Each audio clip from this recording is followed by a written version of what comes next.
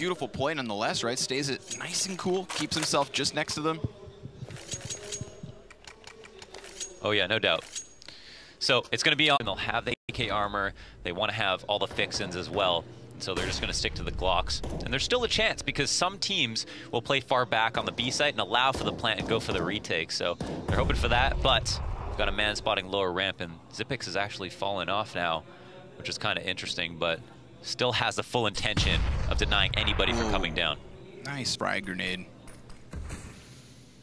Nice frag grenade indeed. Device back, waiting for these players to come past. The big question is, how well is this flashbang going to blind anybody on the bomb site? Is it going to do anything at all? And when? At what point do they decide to throw this? Because you know that dupreeh is just ready to strike in from behind, but it looks like Device is going to get this round finished before anything even gets started. That was pretty great. They actually tried to flash while that. I mean, this is unbelievable. We normally see Device get op highlights, and even on maps where he's dominating with the op, you typically don't recall what kills he got. He'll get a quiet 20, and it's not often you see this, just like impeccable rifling, and again, all headshots. Stewie on the flank had him dead to rights there, and he even gets taken out, so that's unreal. I mean, they had that locked up as soon as they decided to not clear long, and it was really all about the fact that MiBR, or sorry, Astralis decided to post someone up there. Such an unexpected time.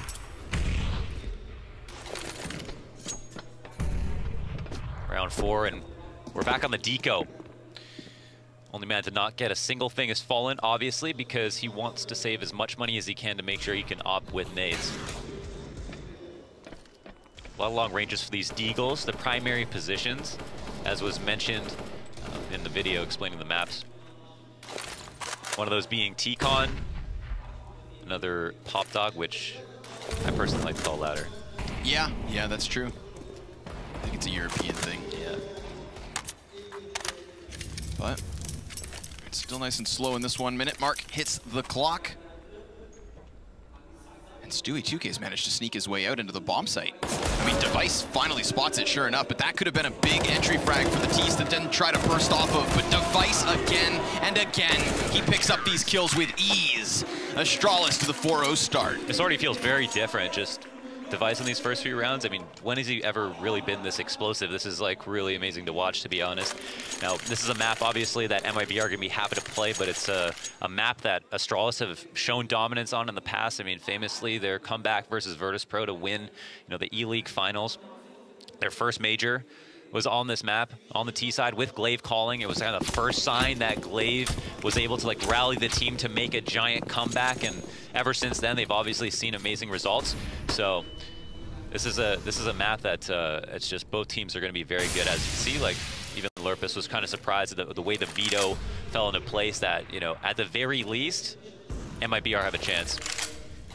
I was wondering if we were going to see another Dust 2 game, seeing as they didn't ban it straight away. It could have been a choice for Astralis, obviously, picking up recent wins with it, but this was the big question mark, right? What was the trick that MiBR were going to try to use to upset in this?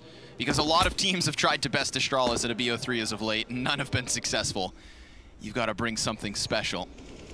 Be cut from a different cloth. So teammate control is something that a lot of teams are taking instead of Ivy, and we can see that we have one player in Hell just watching his back, but with T-Con control, if a team does go outside, they still have to take this. Otherwise, they're going to have to deal with someone in a very powerful retake position. And dupreeh is not being shy whatsoever. The time is ticking down. Not much map control has been gained from MiBR, and this smoke getting reflashed is clearly going to be a thorn in the side of MiBR, who it seems like they want to get ahead with things.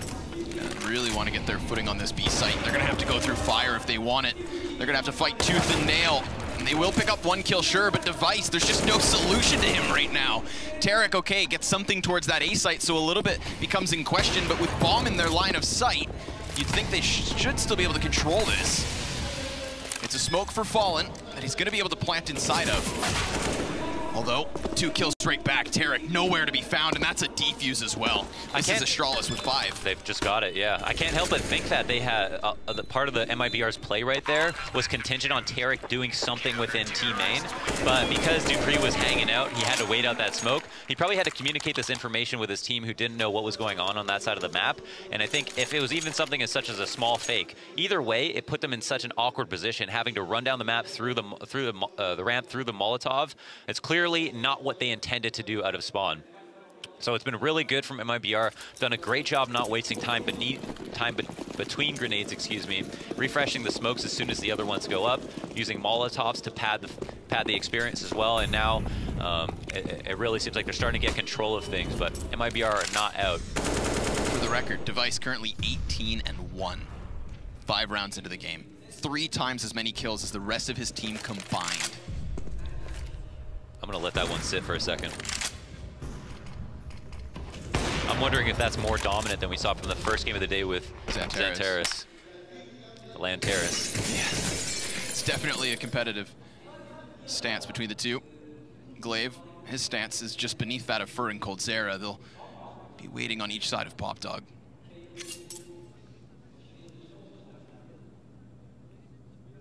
I feel like Glaive is one of these players who's just so good in this position, constantly obscuring any attempts of clearing this. This is one of the areas of the map that has evolved so much of any other map where it's a complete mind game as to how you're going to play it. There's a lot of ways to spam most sections of it.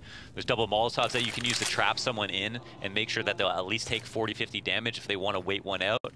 And so Glaive right now, he's actually spotting for the jump. So if anybody wants to just try to peek over the ramp or just make a jump across to see if a shot will come out, he'll get some damage out of it. And also, it's actually quite easy to hit a headshot from beneath if a player looks down into ladder. So it looks like he's playing with fire, but there's only a couple of angles that people typically will peek you from. There it is, 1 and 2. Beautiful. Just as you alluded to, those headshots connect with what looks like ease, and Device will take 2 more. So welcome, Astralis. On fire. This is just a clinic. 20 frags, 1 death. Let's keep this going. Yeah, that's unreal. I mean, we want to see a record, right? I think I was talking about, oh my God, 20 kills, man. We're not even, oh, what the heck is going on? This is unreal. But yeah, as we can see, it just like falling right into him. Yeah. And you wonder, and it looks like, hey, why didn't they had full nades? Why didn't they go ahead and try to throw some Molotovs down? Why didn't they do the full thing? Well, a smoke can cancel out all that. You know, if you telegraph your play too much, sometimes you can attract too much attention, and that's not good. Yeah, I think you painted that picture very well, Launders. Literally, the moment they attempt to come downwards, it's just headshots and headshots. So what's the goal now? 35 to 43. It's not the critical moment where you're like, all right, we need Galils. I'm out of ideas. It's still only 6 rounds. The Astralis are already on fire in this match, and of course, that's after you win 5 rounds in a row. And I gotta say that Star looks good on fire. 268 ADR right now. Oh my God! I didn't even think there was a graph for MiBR. No, I'm pretty sure they had to paint that bar manually at that point. Gonna see this continuous aggression. Obviously, MiBR not offering much of a struggle with just these pistols, but nobody getting too ridiculous from Astralis either. If you have this dominant of a 6-0 start, then you don't want MiBR even finding any footing in this game. We saw a 16-0 on Dust. How about we see one on Train? You know I don't want that, neither do you. Yeah, of course. But if Device can pull out some insane ADR stat line, along with a close competitive game on Train, obviously the pick of MiBR. Insult to injury. Yeah. So I think we got a back 6 smoke. And Dupree playing up close at E-Box, one of the best players to do it. He's got to be very mobile in this position, and he loves playing by himself. He's got eyes on T-Con, so a couple of Ts actually get out, but with so much attention honed in on Pop Dog exit, it's just the easy cleanup. Sure, Fur gets 1, but he too taken down by Glaive, who at a distance just taps and taps away. 7-0, and Astralis keep this going. Yeah, and you can see how he fell back after some of the initial nades came out, and he would have loved to, if they were in a default and they wanted to have like a deagle slide its way into ladder, for him to just take that fight one-on-one and then turn his attention to T-Con, get some early information, not let them out too far. But once he saw that there was more of like a full execute coming down, and he went back towards Sandwich, then he knew that with that back 6 smokes, it was clear it was going to be some kind of light A-take, excuse me. Now we finally got the op on Fallen, the man that a lot of us call the king of Train. Honestly, is in my opinion, invented Ivy as just a portion of the map that he has just innovated so much on. Nice flashbang. He gets the shot out of Magisk, it baits him to fire, and then it's Tarek to just win the duel through smoke. Xipex's position's been abandoned. They don't want to fall into a 3 versus 5 here. That's a big rotation too. Everybody off of the B-bomb site. Yeah, this is tough. I mean, this is kind of a manic rotation. A lot of people are actually moving out towards the stack with ladder control, and they're going to go pick up Ivy again. Do MiBR play right into their read?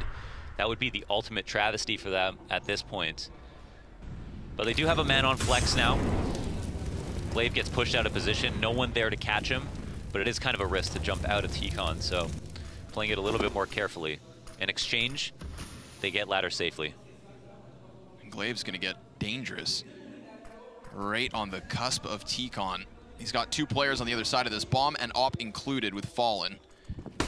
2 towards Pop Dog, and that last man, Tarek's going to be lurking it through Ivy, but yes, sure, the smoke does fade to the favor of Glaive, picking up the first kill, dropping bomb. Getting the confirmation now because there's 30 seconds. There's 30 seconds for them to get out and deal with this bomb site, but again, they can pinch this still. There's a dedicated defense from Astralis over towards Ivy, but now that gets pulled away, and just as it does, it's perfectly layered, but it does fall on Xipex, and he too just gets blown away. Welcome MiBR to the game. They've got a round finally on the board. It's maybe the first time the Brazilian team would be happy to see the 1-7. Yeah, they earn their way into finally. it. So, but in great fashion as well. This is a clinic, honestly, a great round in so many respects. We had the very simple trade at T-Con. As soon as Ivy smokes came out, they decided to look for information there, but MiBR were ready for someone to flash in and went 1 for 1, and that's all they needed. Man of the round was Fur, obviously, as he came up on the ladder, the T-Con train ladder, and head peek Dupree. Dupree didn't even notice because it was so clean. And then came off on the slyest angle and put him to sleep.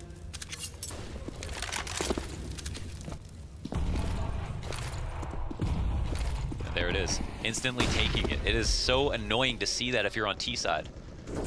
Because even if they don't play in there, you've still got to think, I can't let them have that, right? They peed on my tree. Yeah. I've got to pee on the tree. And that's what Fur's going to try to get back in there for. But right now he needs to wait for the smoke to fade. And even though they've already been so proactive, taking control of T-Con, getting eyes and information, they then immediately go into the ladder room to do the same thing. Astralis, I love to watch them in that regards. They're so active constantly. Yeah, active, proactive. Definitely a hallmark of the former SK lineup and now MiBR team as well. Was just no respect gameplay, calculated risks, always calling bluffs. And again, refreshing that smoke, putting him in that awkward position once again. Maybe there's something about MiBR's play right now that's hinging on them having T-Con for some kind of small pick if they want to do anything inner, because a lot of the times now it looks like they're posturing for outside. Get themselves down ladder just to find Glaive on the other side. He had only just then, at that moment, burst back inwards as they fell. Right place at the right time. Could grab himself another, but for now it's over towards the site that Dupree kicks himself to. And another clean sweep. Not a single kill here for MiBR's favor, and that's not the reset you want to see. The really hard thing that Astralis are pulling off right now is that they're going for multiple pieces of map control and then winning every single one of them, obviously, right? That's why it looks so dominant. But it's tough because you're thinning out numbers. There's still only 5 CTs, so they're kind of taking risks, but they're being so creative about the way that they're approaching it, right? You know, they're actually like focusing most of their smokes on deep T-Con smokes as opposed to counter smokes at Sandwich, which you would use versus a regular A execute. Then they had 2 people outside ladder, knowing that T-Con control was going to be relatively safe for a certain amount of time, and then as soon as they tried to flash down, they just walked in. Got that kill right there, stole it back, and Device is still sporting over 200 ADR. What's wild too is that that actually dwarfs the effects of Glaive. I mean, he's over 100 ADR himself, but it just doesn't look nearly as significant, albeit I think he's been at the front of everything, Melanders. Yeah. He's been constantly throwing himself into MiBR's front line. Anything that they attempt to do, he seems to be directly on the other side. And if they do get past him, well, it's Device and bomb sites getting 4Ks. But he's been sitting on 20 kills for quite some time now, which is perfectly fine because it means that everybody else is coming to life. And that's the thing with Astralis, the depth is there. So we've got kind of the nip force up. Stewie 2K with just the AK in hand. Tarek alone in ladder, but he's gotten down, which is actually really huge for them. I don't know if they go ahead and trade places. Instead, Stewie turns his talents towards inner. Yeah, and it's only at this point that Astralis are actually getting defenders towards B. We've got Xipex over towards the oil tankard, and we have Device watching ramp with his op, but His attention being called slightly back, doesn't want to get caught out in the open. Pistol spam can still connect if you're not cautious. Sure enough, with a flashbang coming out, Zebex gets himself the first one, and he falls off to a more narrow angle. That's so hard for Stewie to duel from that position. Either you fall into the open arms, or you sit back and try to duel while exposed. Now, finally, we get an answer from Fur. It's 2 Ts up for MiBR, but they're being flanked already, and it's a cleanup. Plant all the bombs you want. Get a single entry, sure, but Astralis still have your number. A small consolation prize for sure, but at least they get that, so it might allow them to maybe think about those force-ups now that the half is pretty much run away from them. They've also got money left over after this buy, which you could factor in the bomb plant for that as well. So that's something nice at the very least. But clearly, as you're pointing out, Astralis are way ahead in this match, and it's not like this map is the train it used to be. You have to be able to put at least 6 rounds on T side together. So I mean, it's clear that MiBR's plan is not going the way that they expected it to. Throw this defensive Molotov, they can work towards ladder, but there are so many things that they have to deal with. And look, Magisk is playing, he's not even sitting in his chair, Connor. It's that easy. Of course, this is a new territory. Double op setup from Astralis. First, we've seen them swing it on this defense. See if MiBR are expecting this kind of a change-up. Fallen receiving a little bit of chip damage as he patiently waits for smoke to fade and patiently waits for a good reason. That's 1 of 2 oppers down, and I love the way that Fallen repositions, right? I love the way that we've seen since Yanko's inclusion with this lineup. I feel like MiBR function around him more than they did previously. I feel like Fallen kind of lost himself or didn't have the same importance, but now he is that mobile opper, and he's so good at cracking open bomb sites. Yeah, definitely that combat opper, that new term that a lot of people are talking about constantly, just the ability to make these wide golf swing flicks up close when it matters. But also at times very patient, like we just saw at Ivy. Now is turning attention to T-Con, which frags are not always offered up here, but the execute is on. Yeah, it's just a straight up run out. I mean, it's not the first time Astralis have given up this real estate, given MiBR possibly a false sense of security. Because while they have been offered some footing towards the site, it's not that the defense isn't here. I mean, Astralis, they're ready for this retake, and before the bomb's even planted, they've lost 2 more bodies. Dupree's position known. Device as well has fired a shot or 2, and Z Connector's still in firm control, and all the while they're winning these duels, they still have that continuous wraparound from Glaive. What could be the nail in the coffin is that flank. Stewie dropped, and now coldzera's down with him. 5 deaths versus MiBR, and Astralis only lose 2. This is continuing to look very smooth. Yeah, it's dominance, and yeah, they're knocking it out of the park in every single category.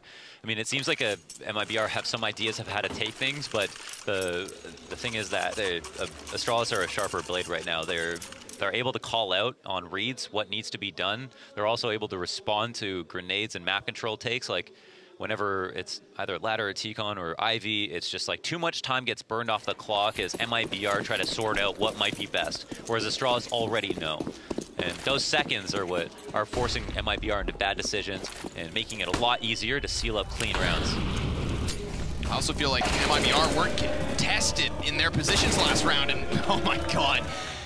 More headshots aplenty, pistols up close do nothing. There was an AK, sure, that Catalyst rifle in this one, but it doesn't get much done. Just a single trade.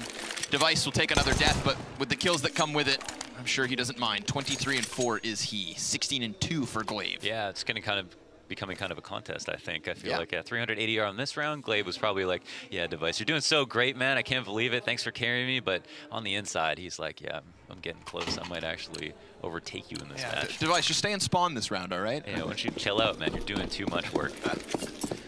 Astralis putting on quite the show.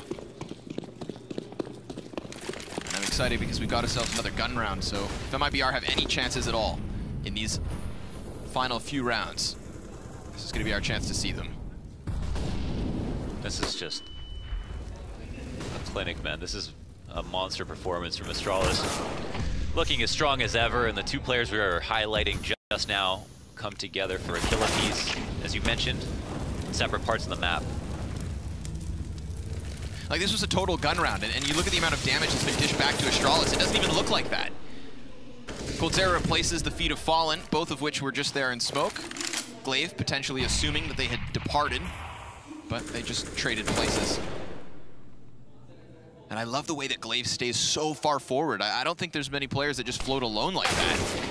It does cost him this time. Fallen finds him. Cold's got to be cautious at the flank. There is that wrap up now from Zipex. He's feeling a little lonely at the B site, and he's looking to dance. 2v4 situation, wouldn't put it past two of the best players on the planet.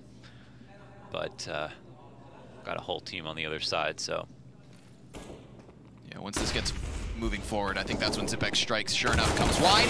Doesn't get the kill to Coldzera. That's two beautiful headshots that puts it on Fallen. He's gonna have to lead by example, and he could, unless this peek from dupreeh gets it done, which it does. Astralis with a 12th.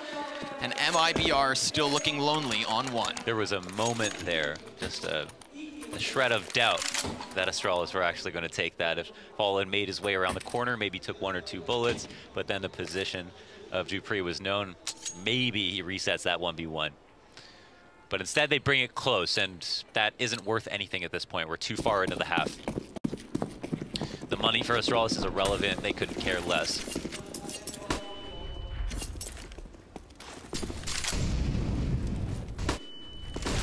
We have it on default setup once again. Coldzera's making his way across upper. Don't know why that Molotov went down right in front of him, but he goes for the fast entry, maybe to make it seem like they were gonna slow it down. I'm not sure. Trying to play mind games with timing.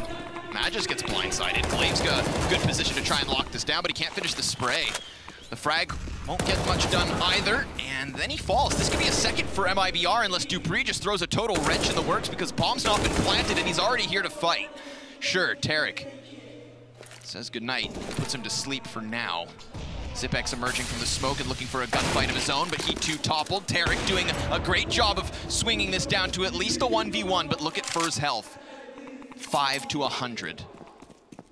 He might honestly be relieved to hear that it was an op of all things, considering his HP, if it's not known how much he has left. And again, a total reset of the situation as he goes back to Whitehall's and can pick a site. Device can play middle of the map. That's a solid play. It's kind of on Fur now to get the bomb down. And depending on what he does here, can have a good chance of winning it. Oh my God, he's not gonna plant.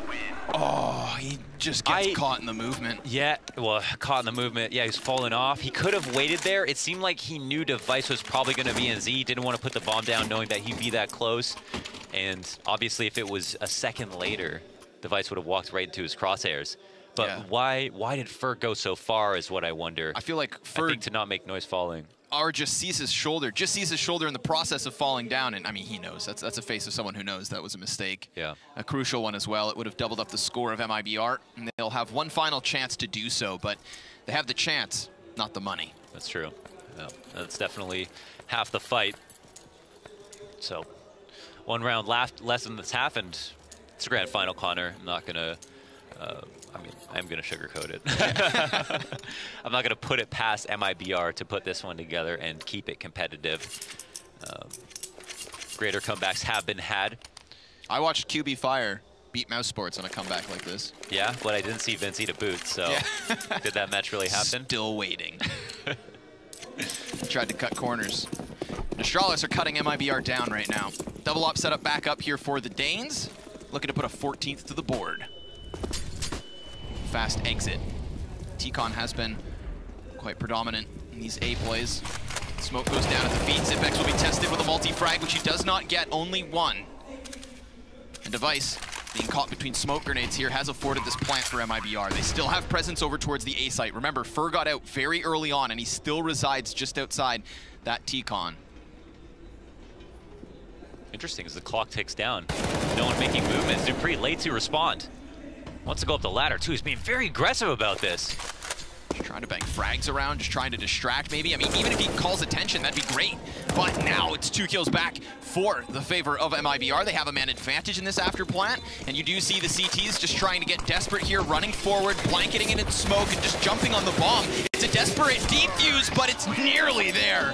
Fallen will deny it for a second, but still not the best of halves. 13-2 to the favor of Astralis, just proving they're good on train. no matter where they end up, Launders, they just look like the best in the world. Yeah, it's true. I mean, it's a map that they've adopted as well. They are masters on it, and at a certain point, even past SK, you know, in their prime. So as much as MiBR look solid on it, or in the past, can expect that this is, you know, something that they probably wanted to talk about playing in the future. It's clear that they still have a lot of work to do, but it really feels like it's the finer things that are pushing Astralis past them in every single round and past every other team, to be honest. You know, it's really just about having just such a solid game plan and knowing how to execute on things. And I hate to generalize, but it's hard to be very specific about these things, but we're in a game now, you know, 6 years in, where things have become so refined, it really is about those smaller details. Pistol round out right now. Molly to back six to assist instead of a smoke for the players to come up Ivy. Then they put down their own smoke to the left side. It is still a bit of a smoke trying to obscure this. Fallen, ready to receive, but it looks like Astralis are going to try to make the most of their opponent's smoke by going into the train yard itself. It's the flank around from Stewie and a push up from Fallen that doesn't net him a second kill, but still leaves us in this 3 versus 2. Zipex, having wrapped around from Ivy, can't connect the headshot, and maybe Glaive comes to help, but he's gone.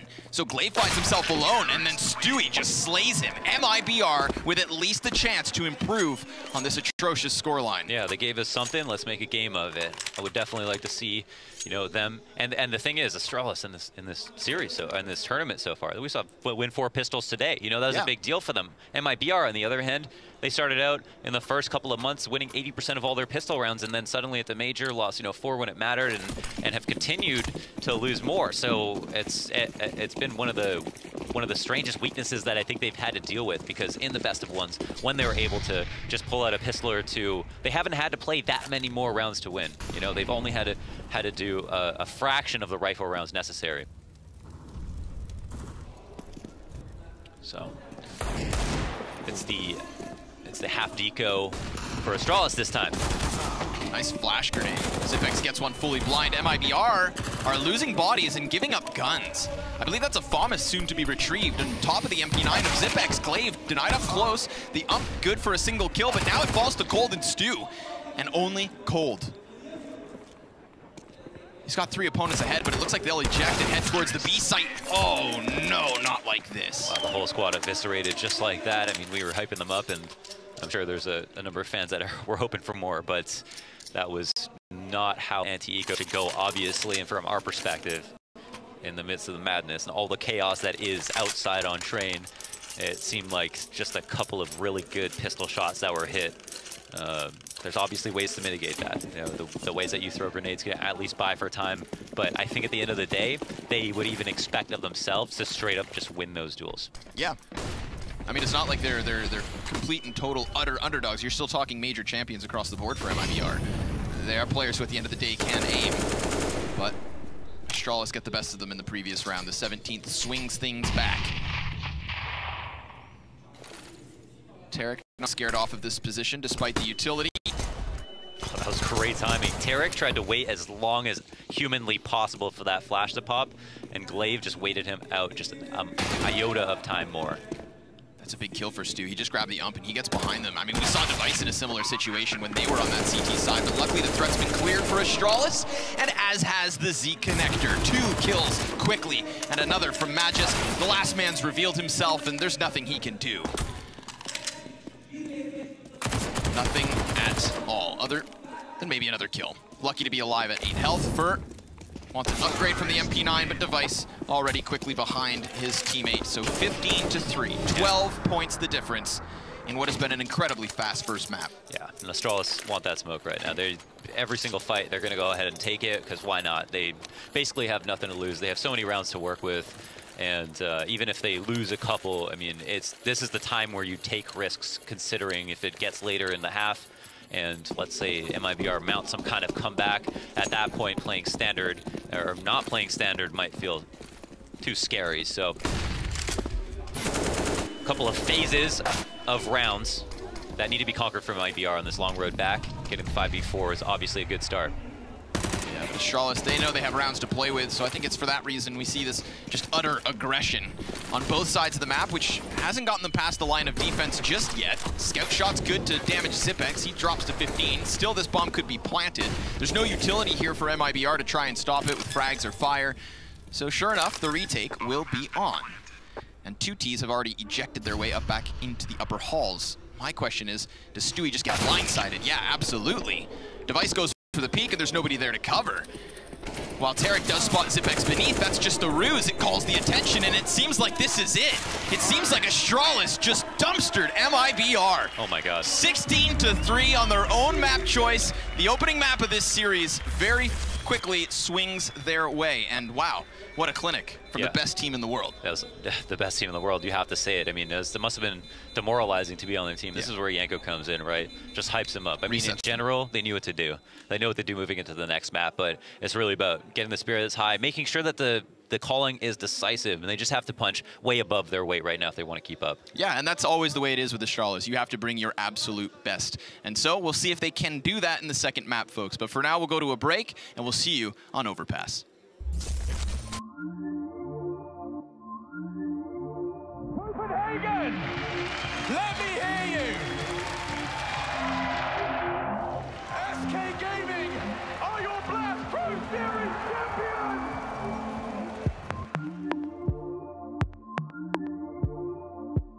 They keep doing it better and better. This should be a warning to every team in the future.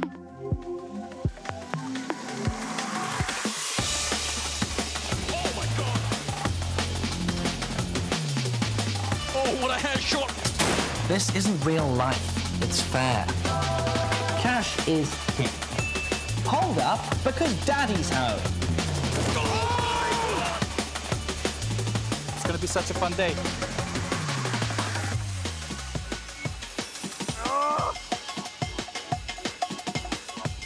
Are you ready? You've got to be kidding. For me, it wasn't movies or books. It was games that shaped my dreams. 3 kills! That is so beautiful! It is time to blast off.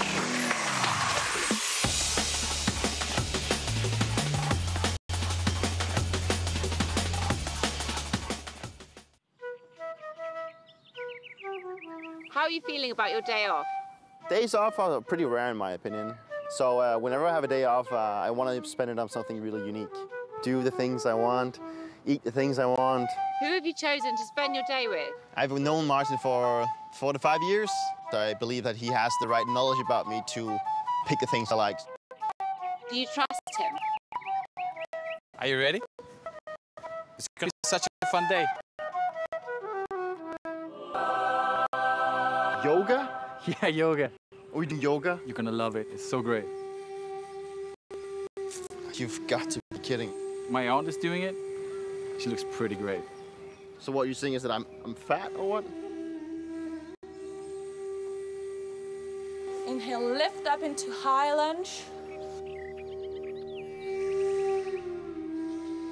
Inhale forward to plank. Exhale, lower halfway down. Inhale, lift your left leg up and back, relaxing your face. We're gonna do that 2 more times. Namaste. Namaste. I actually think that me and Martin are actually quite similar. We like the same things, we like to do the same things. I'm really happy he's in my life.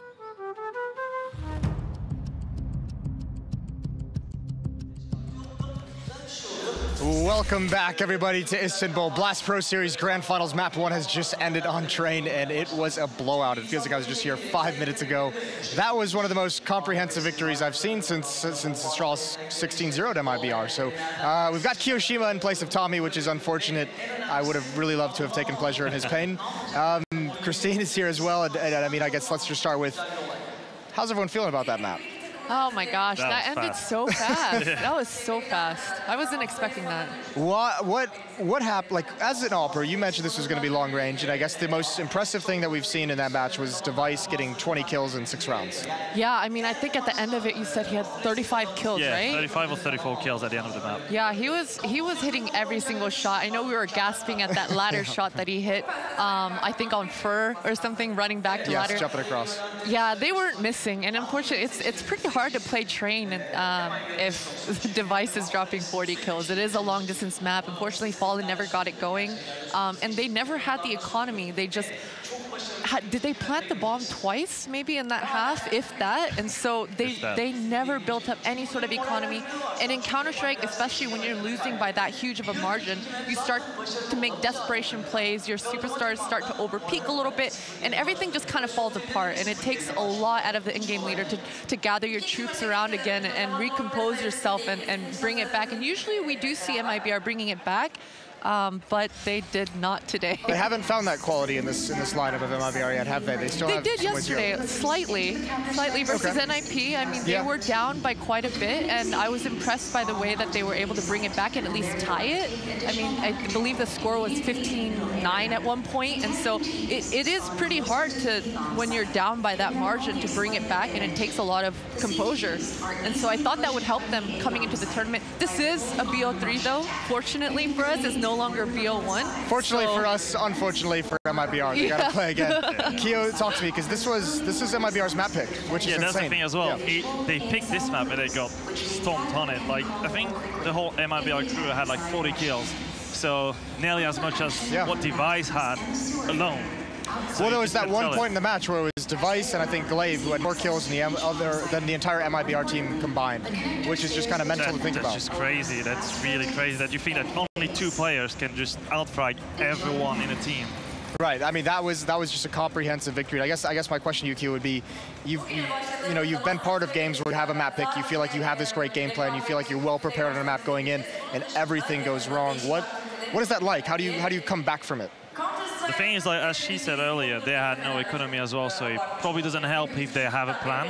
They just started to play. They probably played their game at the beginning, got a bit stomped on it, and then at some point, probably at like 7 or 8 rounds, they're like, we don't have any more solutions. What to do now? The economy is not with them. They cannot pick up the op. So they just like, their choices to make. Double eco, take the op, and then try something on the op, or just run a strat that they already have. But if it's not working before, why would it be working now? And you have the confidence to run it and then to make it happen. I guess here's the best way to approach this, is if we make a hypothetical and we go back to those first 6 to 8 rounds of the game where Device was just going nuts. What can you do as a team when you know the opposing player is just going off? What is the best way to neutralize him? Do you go away from his part of the map? Do you do some kind of an execute against an AWPer? Like, how exactly do you counter the fact that someone is just playing that well? I mean, I think you could definitely see in the beginning of MiBR's game plan, they were prepared. They did come in with some sort of plan, and they didn't expect Device to be just death matching the whole time with an insane ratio, right? And so, yeah, and like I said, once it starts snowballing out of control, especially versus Astralis, where they're not going to give you a lot of openings, they're not going to make a lot of mistakes, your way back into the game, you have to claw your way back, and it is not going to be easy. But they have the players, Keo, to overturn that. They have Cold Zero, they have Fallen, they have all these guys who have been able to make plays to ignite that comeback. But as we could see, most of them players were not here when they were playing. Cold Zero at some point had like 0-7. Then we had Stewie at the same thing, 0-7, and Fallen 1 kill. Like, what can you do if all your stars are not showing up? If the AWPer cannot do anything, the 2 stars that you have cannot do anything, what to do? Like, you probably like on the team speak, and he's probably silent. Like, what are we gonna do now? I don't have any solutions. Yeah, I mean, now, I guess if you're MiBR and you're in this kind of a situation now, backs against the wall as well, you're map pick and you have to move forward. What do you? I mean, how do you tap this next map? The thing is, like, you just forget about what happened. Literally, that never happened. Like, we're just gonna play 2 best of 1 right now, and we need to win both of them. That's what they should think. Don't forget about this one. That never happened. They couldn't do anything. They couldn't do anything. So is it that easy though? Is it that easy to just forget? It is. It is. If you're a great team and if you have the great mentality, you will forget about this one because nothing went their way. So there's nothing to take out of this game, really. Yeah, well, in case you weren't tuned in right from the start, we had some highlights up on the screen just very briefly to go through, but it was basically just an Astralis frag movie, which is crazy to think about. And this was just domination from start to finish, and even starting out with that M4. And you might be seeing a lot of Device highlights throughout this one. And that becomes the question now, is moving forward, do you feel, I know you're saying forget this one, but do you start feeling going into the second map, which is going to be Overpass, do you start feeling like you have to do something specifically for Device? Do you start feeling like you have to like overthink those kind of situations? I don't really think so, because maybe he had a great time on this, on this map. He really had a great time, but it might be different on another map, and they're probably gonna approach the other map differently. They have a different game plan. It's a new map. It's a new start, we can say. A new start in a way, continuing, this is a couple maps now. I mean, what, this is the last few times we've seen these two teams go head-to-head. It's what, 3 rounds now in the past 2 maps that MiBR has actually put up against Astralis, which is, I don't know if I've ever seen the 2-map series that dominant. So, yeah, but on the other hand, you know, MiBR was, I think, like the first team to change everyone's minds in a tournament aspect. They were, I think, LG back a few years ago, and they got 16-0'd in the group, and they came back and ended up winning that tournament, and it shocked everyone, because everyone counted them out. And so they were kind of the first team to keep preaching to everyone, you're not out until you're out, you know, keep your head in the game. And so I think they will persevere and make it an interesting second map. We'll all keep the same mentality, that's the question. Yeah, how hard is it to hold that mentality if, you know, you go down 5-6 rounds at the start of the second map? It's really hard, because you think about everything that happened, and then you just don't want to make it happen again. You just want to do something different. You want to score the first round, who's going to start everything, but sometimes it's really, really hard, as we could see in this game. Yes, exactly. And now they have that added benefit, or added woe of that blowout on map 1. Either way, before we start diving too deep into map 2, let's check out the path that these teams took to get here to the final just to begin with. And you can see up on the screens, Astralis goes 5-0, dominating everyone. Only NIP putting up 11 rounds on them earlier today. And that was on Nuke, surprisingly enough, but still another victory for Astralis as their win streak on that map continues. MiBR had a little bit of a tougher time. The tie against NIP, that almost that would have put an awkward tie-breaking situation. They came into today and just handled business. Another tough loss to Astralis. So, excuse me, it's not just the 16-0 and the 16-3. So it's 10 rounds and 3 maps that they've been able to achieve. Yeah, but this one didn't matter that much, because they already both qualified for the final. So we cannot really count it, because I don't think it had the big importance in the duel, really. Now, that's interesting, because we can actually call back to the veto process. Remember, you know, Dust 2 was the second ban of MiBR in that second round of bans. Do you think because they you know, obviously because they got 16-0, but they had just played them on it, is that just get that one out of the way? Let's just not mess with it. We played them on it twice, 2 very strong victories, even though we weren't necessarily going 100%. Does that just avoid Astralis on that map? It's probably because they feel more confident playing Inferno as the last map than Dust 2, probably. More up to this than the fact that they cannot play Dust 2 against them again. I just feel like they're more confident on Inferno than this map. Does the train result make you a little bit confused and scratch your head a little bit and say maybe they should have just played Dust 2 again or something along those lines? No, I mean, I like the way, I like their veto. Okay. I like their veto. You know, they gave it a second shot here. They got 16-0'd at the major. They came in here and you know, well, let's make some adjustments. It didn't work out, but that's okay. You know, I'm sure they prepped a lot for Overpass. It's not a map that's actually played that often in the tournaments. And so, yeah, I think they should make it competitive. We're in the grand finals, so. Yeah, well, let's turn on now to Overpass, another map where Alpers can still have a huge impact on this, but in a different style. It's not going to be those long-range straight angles. Christine, Alpers Overpass can have a lot of different angles, a lot of different battles that they can actually fight and fall back into. Yes, Overpass is the map that Alpers can look so swift. They look so snappy because it is mid to close range battles most of the time, especially at the A bomb in those bathroom areas in the connector, mid. You'll see the CT players pushing up quite often and trying to control the map, and then eventually fall back into the CT side of the map and maintain their positions there. But yeah, I would say it is fairly a CT-sided map, but with really good preparation on T side, it can swing in the T side. The T favor, yeah. T favor, yeah. Well, I mean, it's a good thing it's a CT side map, because MiBR is going to be starting on that CT side. This is Astralis' pick that we're heading into, and if you haven't seen Overpass before, you can check it out. We have a map breakdown here, so you know exactly what to expect. Overpass is the newest map out of the 7 being played and was fully released into the Counter-Strike series in 2013. The defending CTs spawn onto the A site and will therefore take additional map control immediately in the middle area. The attacking Ts spawn closer to the bomb site, giving them only a slight advantage. The CTs are easily pushed out of the A bomb site by a full-on rush attack, making grenades important for both sides for either a defense or a retake. B-bomb site offers early warning signs for the defending side via visual and sound clues, which means backup can be called for quickly if the attacking side rush in. Look for action around the bathrooms and the sewer area outside the B-bomb site.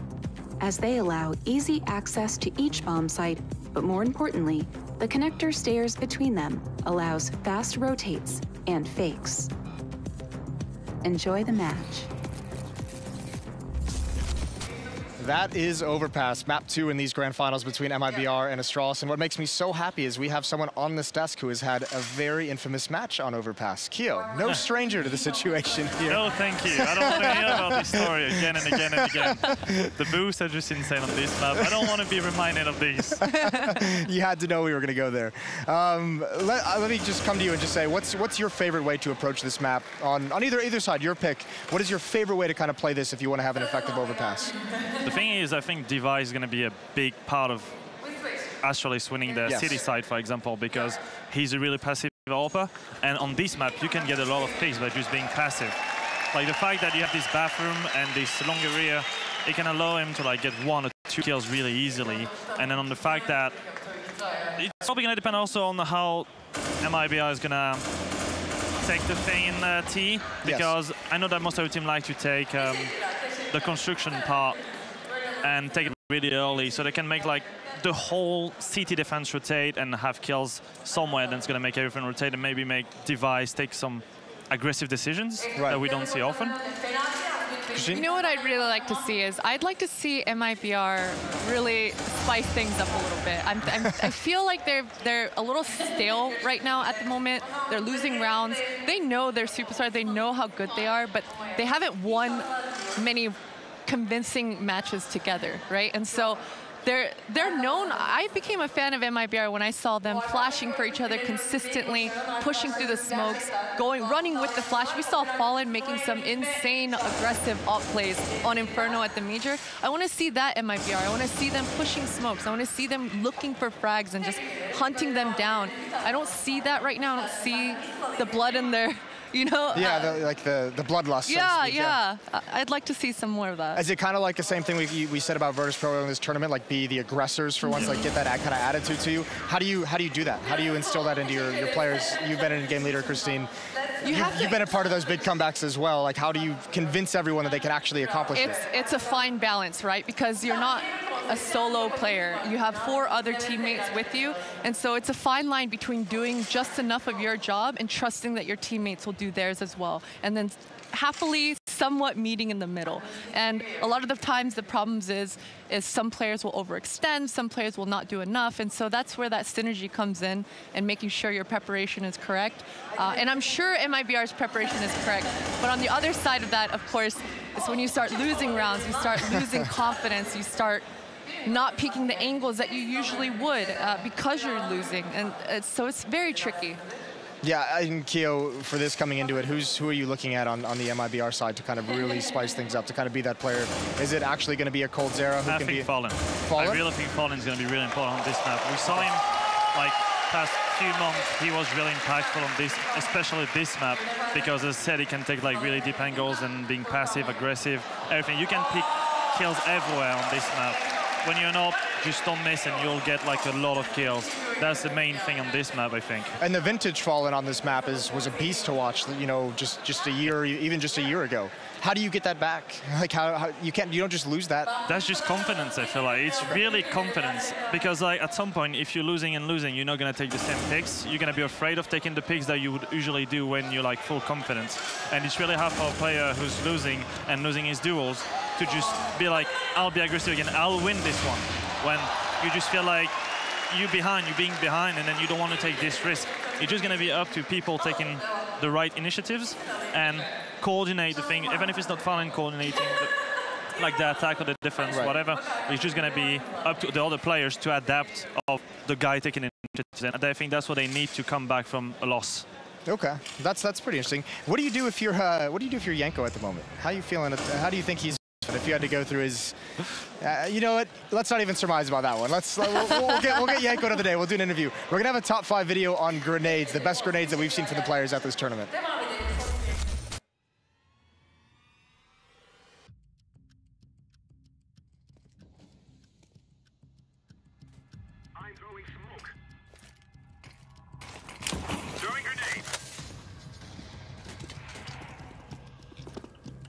I'm specking, man. Up highway. Tower bomb. Oh my god. Dead. Calm down. You can off that. Smoking. Wallband. Every room.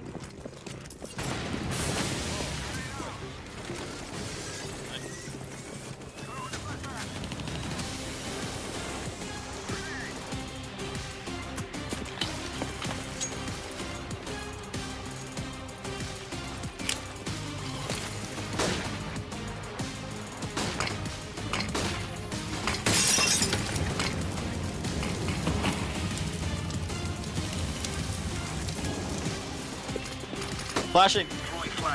Not going through. Stick it. He's in mid. He's mid. There's only one poke then. It's your graveyard. Stick it. Stick it. Stick it. Stick it. Carry. Oh no! I got it. I got it. I got it. Oh my god! Guaranteed Tarek's not that happy at the moment. It has been no fun for him so far in these grand finals, but map 2 is going to be a different beast. This is where we'd start to ask you guys for predictions, but I have a feeling that both of you would just say Astralis, so we're going to go the other way. We talked about Fallen. What can MiBR do to win? What are their win conditions? Not necessarily individual players, but what can they do across this map? Who do they need to neutralize? I mean, they need to neutralize Dupree, Glaive, and Device. These three are on Great. fire. I'm out. All three of them. All three of them. And actually, I think Fur and Fallen need to find their rhythm, find their game within this game, and start hitting some shots, feeling how the game is going to go, set the tone really for themselves, and that should help them. I think we talk a lot about Diva, but if you look at the map they just played, Glaive had some great impact as well. He had a lot of kills, a lot of multi-kills actually. And on this map, coming on the overpass, Zipex is a really good player in B. Yeah. And we could see he's like really good at wall bangs through this construction site. It's just, he's a really good player in B, and also the B side, you can play it really passively in some grab kills and then play a retake. And I think Astralis are really good at doing that kind of thing. So if you put this map, for MiBR to win this map, it's going to be a really, really hard task for them, and they're going to have to play their A game right now. It's gonna be fun to watch. They do indeed need to start coming out on fire here on Overpass and play their A game, as Kyoshin has said. Either way, we're gonna go to a commercial break while the players get prepared and all set up. Map 2 of the grand final is coming up right after the break.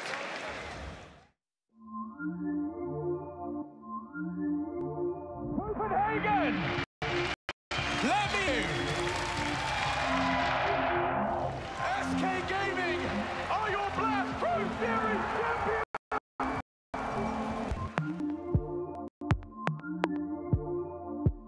They keep doing it better and better.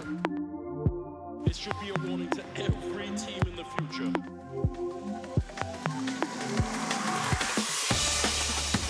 Oh my god! Oh, what a headshot! This isn't real life, it's fair. Cash is king. Hold up, because daddy's home. It's gonna be such a fun day.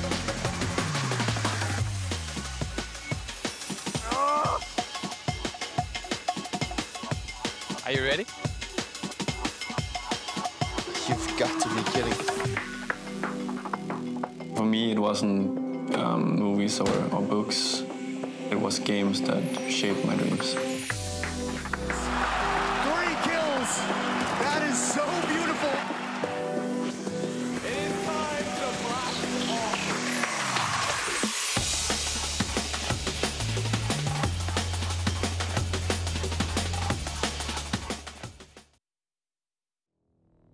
It's down to just Device in the 1v2, but the pistol is great, and now one more shot would do it for him. Flash high, good progress, a little peek here and there, but now Device knows he's going to be challenging Nico, and the focus on Device! He does it all! He gets past Adam!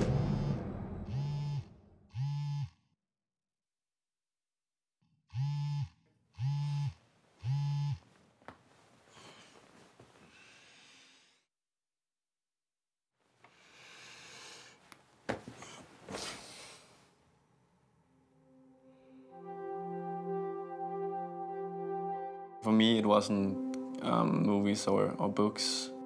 It was games that shaped my dreams. One of my earliest memories is from RuneScape. One guy asked me for my password in the game because he was going to give me a lot of items. Turns out that he just hijacked my account. I ran into my dad and I was actually crying and told him, and he just started laughing a little bit because he knew instantly what has happened. Every time I get an offer that sounds too good to be true, and I think back actually and I remember the moment, it's very clear in my head.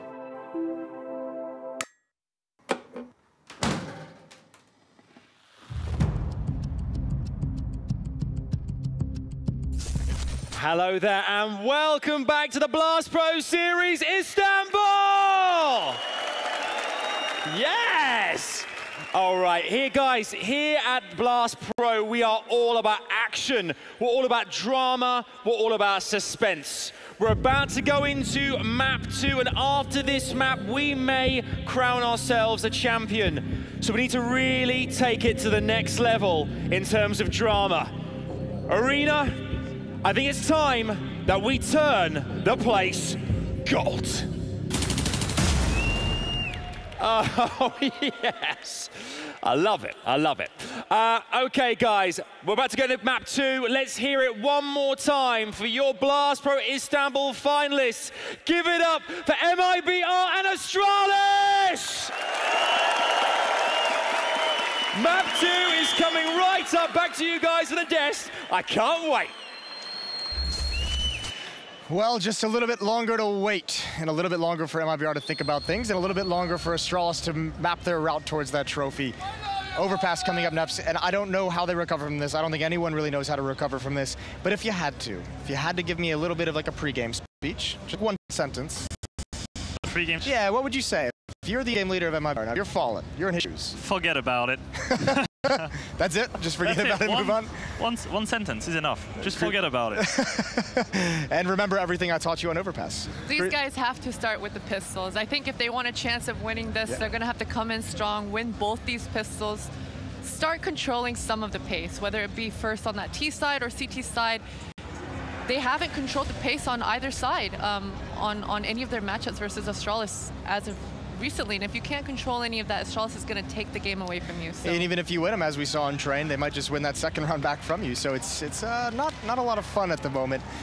So I mean, that's the thing. If Fallen can get the op out, we've kind of just to kind of wrap all this up with everything we've said over the past 10 minutes or so. If Fallen can get the op, if MiBR can get the economy going, they have a chance. If guys like Coldzera can show up, not go 0-11. Absolutely. The thing is, I would rather see MiBR starting T on this map, so they can just set up the pace on what the game is going to be. Because as I said, like in this map, you can have more control about the areas than on Train. Train is like really straightforward. You go outside, you go inside. You don't have any like other options, really. On this map, you can just take construction, you can take control of underground, you can take control of the balloons area or long. So you have more to like play around and more to like think about what you can do and where you can pick kills compared to the last map.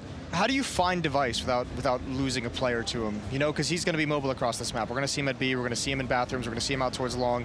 How do you find him and like at least force him back so that you don't lose players? I think we're going to see Fur finding Device a lot. Fur is known for being really aggressive towards the A and middle area on this map. He's always hiding in the connector or always hiding in the bathroom, some off angle, baiting Fur, letting him get that, or Fallen rather, letting him get that contact, and then he's going to pop out and headshot you. And so I think hopefully he can shut down Device. We'll see. Do you think it's going to be effective? I think so. Fur is so annoying, right? I've never played versus him. Actually, I have, but yeah, he's so annoying. You never know where he's gonna be. Because of that is in the back of your mind. You always check your left, your right, your forward, your backwards. So it's annoying. You've definitely played against him, is that? Yeah, I did. But the thing is, like I think against Device, they're gonna have to have a great use of the utility, really. Yeah. Because like they're gonna have to take gumball sometimes, obviously, because Device cannot be everywhere. There's like one zone when it's gonna be, and then you have to use like the right utilities, but without wasting too much. So 1 or 2 flashes maximum to be able to take control of one position, and then you're gonna see Device is not here. then you can keep forward. Just avoid him. Don't go. Well, I mean, I guess the big thing is it's not like what's behind door number 2 when you just kind of round that corner and hopefully he's not there. That or you just waste a flashbang just out of hopes and prayers. So you guys both have Astralis taking this one? Yes. Yeah, it's going to be pretty handily. It's going to be a close game? I think it's going to be close. I think it's going to be close. I'm going to call 16-11. Okay, Kyo, and you want to go? I'm going to say Astralis as well. Close. It's probably just going to depend on how the game is going to start, like how MiBR is going to put a pace into it. If they really starting really slow and not, like, it's the same as Train, if they don't take any initiative and all this stuff, they're not going to be able to have a close game. Yeah, if they play too passive, they won't be able to put up a fight. Like, they shouldn't play passive on this map as well. There are players like Stewie and stuff that they can make plays, they can. Yeah, well, we'll find out. We're about to find out right now, in fact. Map 2 is going to start. We're going to head you off to your casters. It's going to be Scrawny and Launders from Map 2. Thank you so much, Moses. Thank you indeed. Launders, we're back. And with a second map that hopefully lasts a little longer, I anticipate MiBR putting up a bit of a fight here on Overpass. I feel like they'll be well-versed and prepared. Yeah, I definitely agree with it. The thought that you might need a pistol. We saw coldzera talk about it on the desk where, you know, just for to pad their CT side, just to start off with a better economy, so they have more chances to win. They've got to, you know, start off strong, and then it is really a confidence game with them. I think they really believe that if they're going to win, if they're going to win this map, if they're going to win after getting dominated like they did just now, knowing that it's Astralis, then they have to have everything fall into place, right? They have to feel like it's their time, and I think that part of that is winning the pistol, which sort of dampen it in terms of strategy, but sometimes it feels kind of random, you know, who's able to come out ahead here. So maybe if they're fortunate, they'll feel a little bit better if it starts with this pistol. Let's see if that's the case. We've got a really fast fight here inside a connector. Bombs actually included in this firefight. Tarek wants to give chase to Glaive, who does get away for the time being, but repeats to his demise. Another headshot here for MiBR, and it looks like they've done it. It looks like they will continue to contest the curse. Another pistol potentially theirs, unless Device, who after last game was just immaculate. I can't remember a performance from him in a single map in a final like that. So no, I don't ever. Not to be that lopsided. Yeah, I mean, you know, MiBR meeting them in a final can only happen under special circumstances, but still, like, he killed Tarek, Stewie, Fall, and coldzera for 34 times in a map, right? And like it just doesn't. It's just not easy to do on an individual basis, and let alone with just his team score like right behind him. But overall, clean headshots across the board, and you know, right after this, right, the team looks to the left, looks to the right, dabs everyone up, starting to feel like, all right, we've started somewhere good. So now we move into round 2, and Astralis have decided to force into it. They do have armor as well as some utility, and I like that this is something that MiBR haven't done. They have focused on pistols, armor, but no nades, flash, supporting grenades can really take a round like this, a low percentage round, over the line. Fallen and Device to make initial contact with one another. Deagle at a distance. Dangerous. Indeed. But Fallen and Fur will be side by side here towards the washroom. So a little forward presence. This is going to give some real estate over to Astralis. It's going to allow for them to work long, get that info as well. Just start kind of pressuring MiBR in the sense that we're going to get into the close proximity, whereby these SMGs versus pistols don't have as big of an advantage. But be cautious. There's a totem pole here on the other side. That's a great frag grenade out from Fur. Substantial damage, and the fact that Fallen has already picked up a kill. This is looking good for the Brazilian core, but it's not done yet. And there's 35 left still for it to unfold. It's going to be off that long contact. Keep your eyes on Device for a second. He is going to be finding Tarek, and sure enough, he takes his head down. So now these two CTs are going to get pinched from each side, and yes, just like that, you've got yourself a round. Astralis seem to have managed to at least put this in action, and sure enough, with Device continuing on this expedition, it's going to be another upset. Stewie 2K has something England to say, but he doesn't.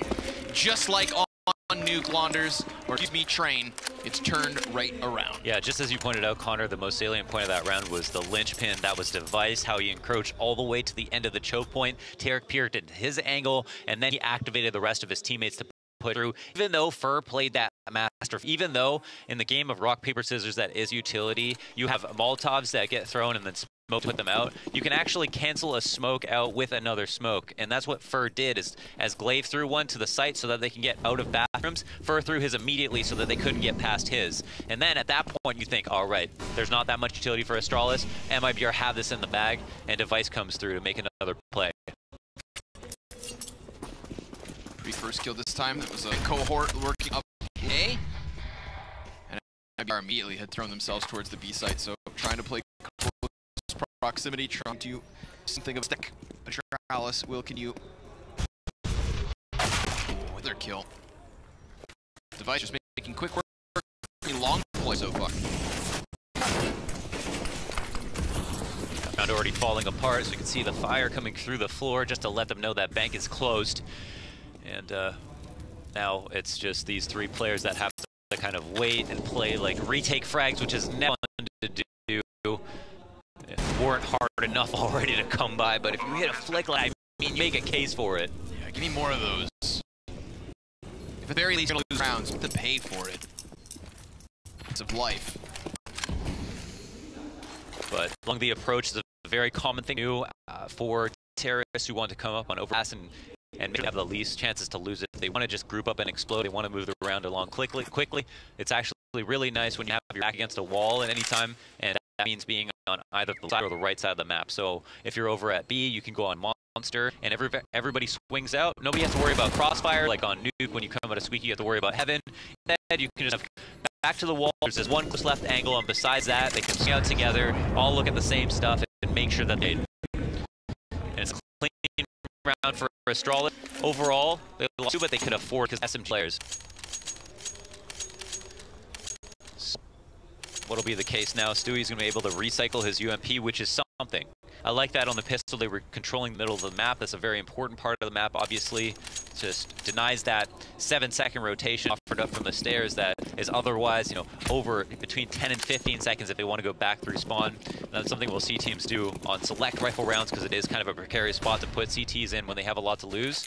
But if done right, can have tremendous impact. We're looking for more tremendous impact towards long this round. Continuing with what has worked already, but there's a little bit of a slight difference. Stewie 2K up here toward the top of washrooms with a UMP. A little bit of firepower. He's good enough for a single kill, and he knows there's others out there. So he'll just hope that they trickle in and substantial damage, whether that be from him or, of course, Astralis' teammates. What's substantial is that Glaive sits on a low bar, and that the rest of the pistol players still up for MiBR can get something done. But Astralis will take a breather, pump the brakes. They've got 1:10 to do so. And in the meantime, MiBR, they'll wait for no man. Looks like they want to make a play towards bathrooms, or at least find the safety of the cover, because with these positions, they can actually stop the cross, which would flush coldzera out of the bomb site. Cold, they stay here. Unless this happens, a full extension from Dupree, nobody's able to stop it. Stark has a more passive angle, and he's all alone now. There's plenty of targets to come his way, but there's also one behind, and that's really going to spell his demise. He knows he's in the open, and so Astralis will take a third. Yeah, and that's how you play in eco, right? They do this again. They go for long. Stu did as much as he could, you know, put in like a couple more dings.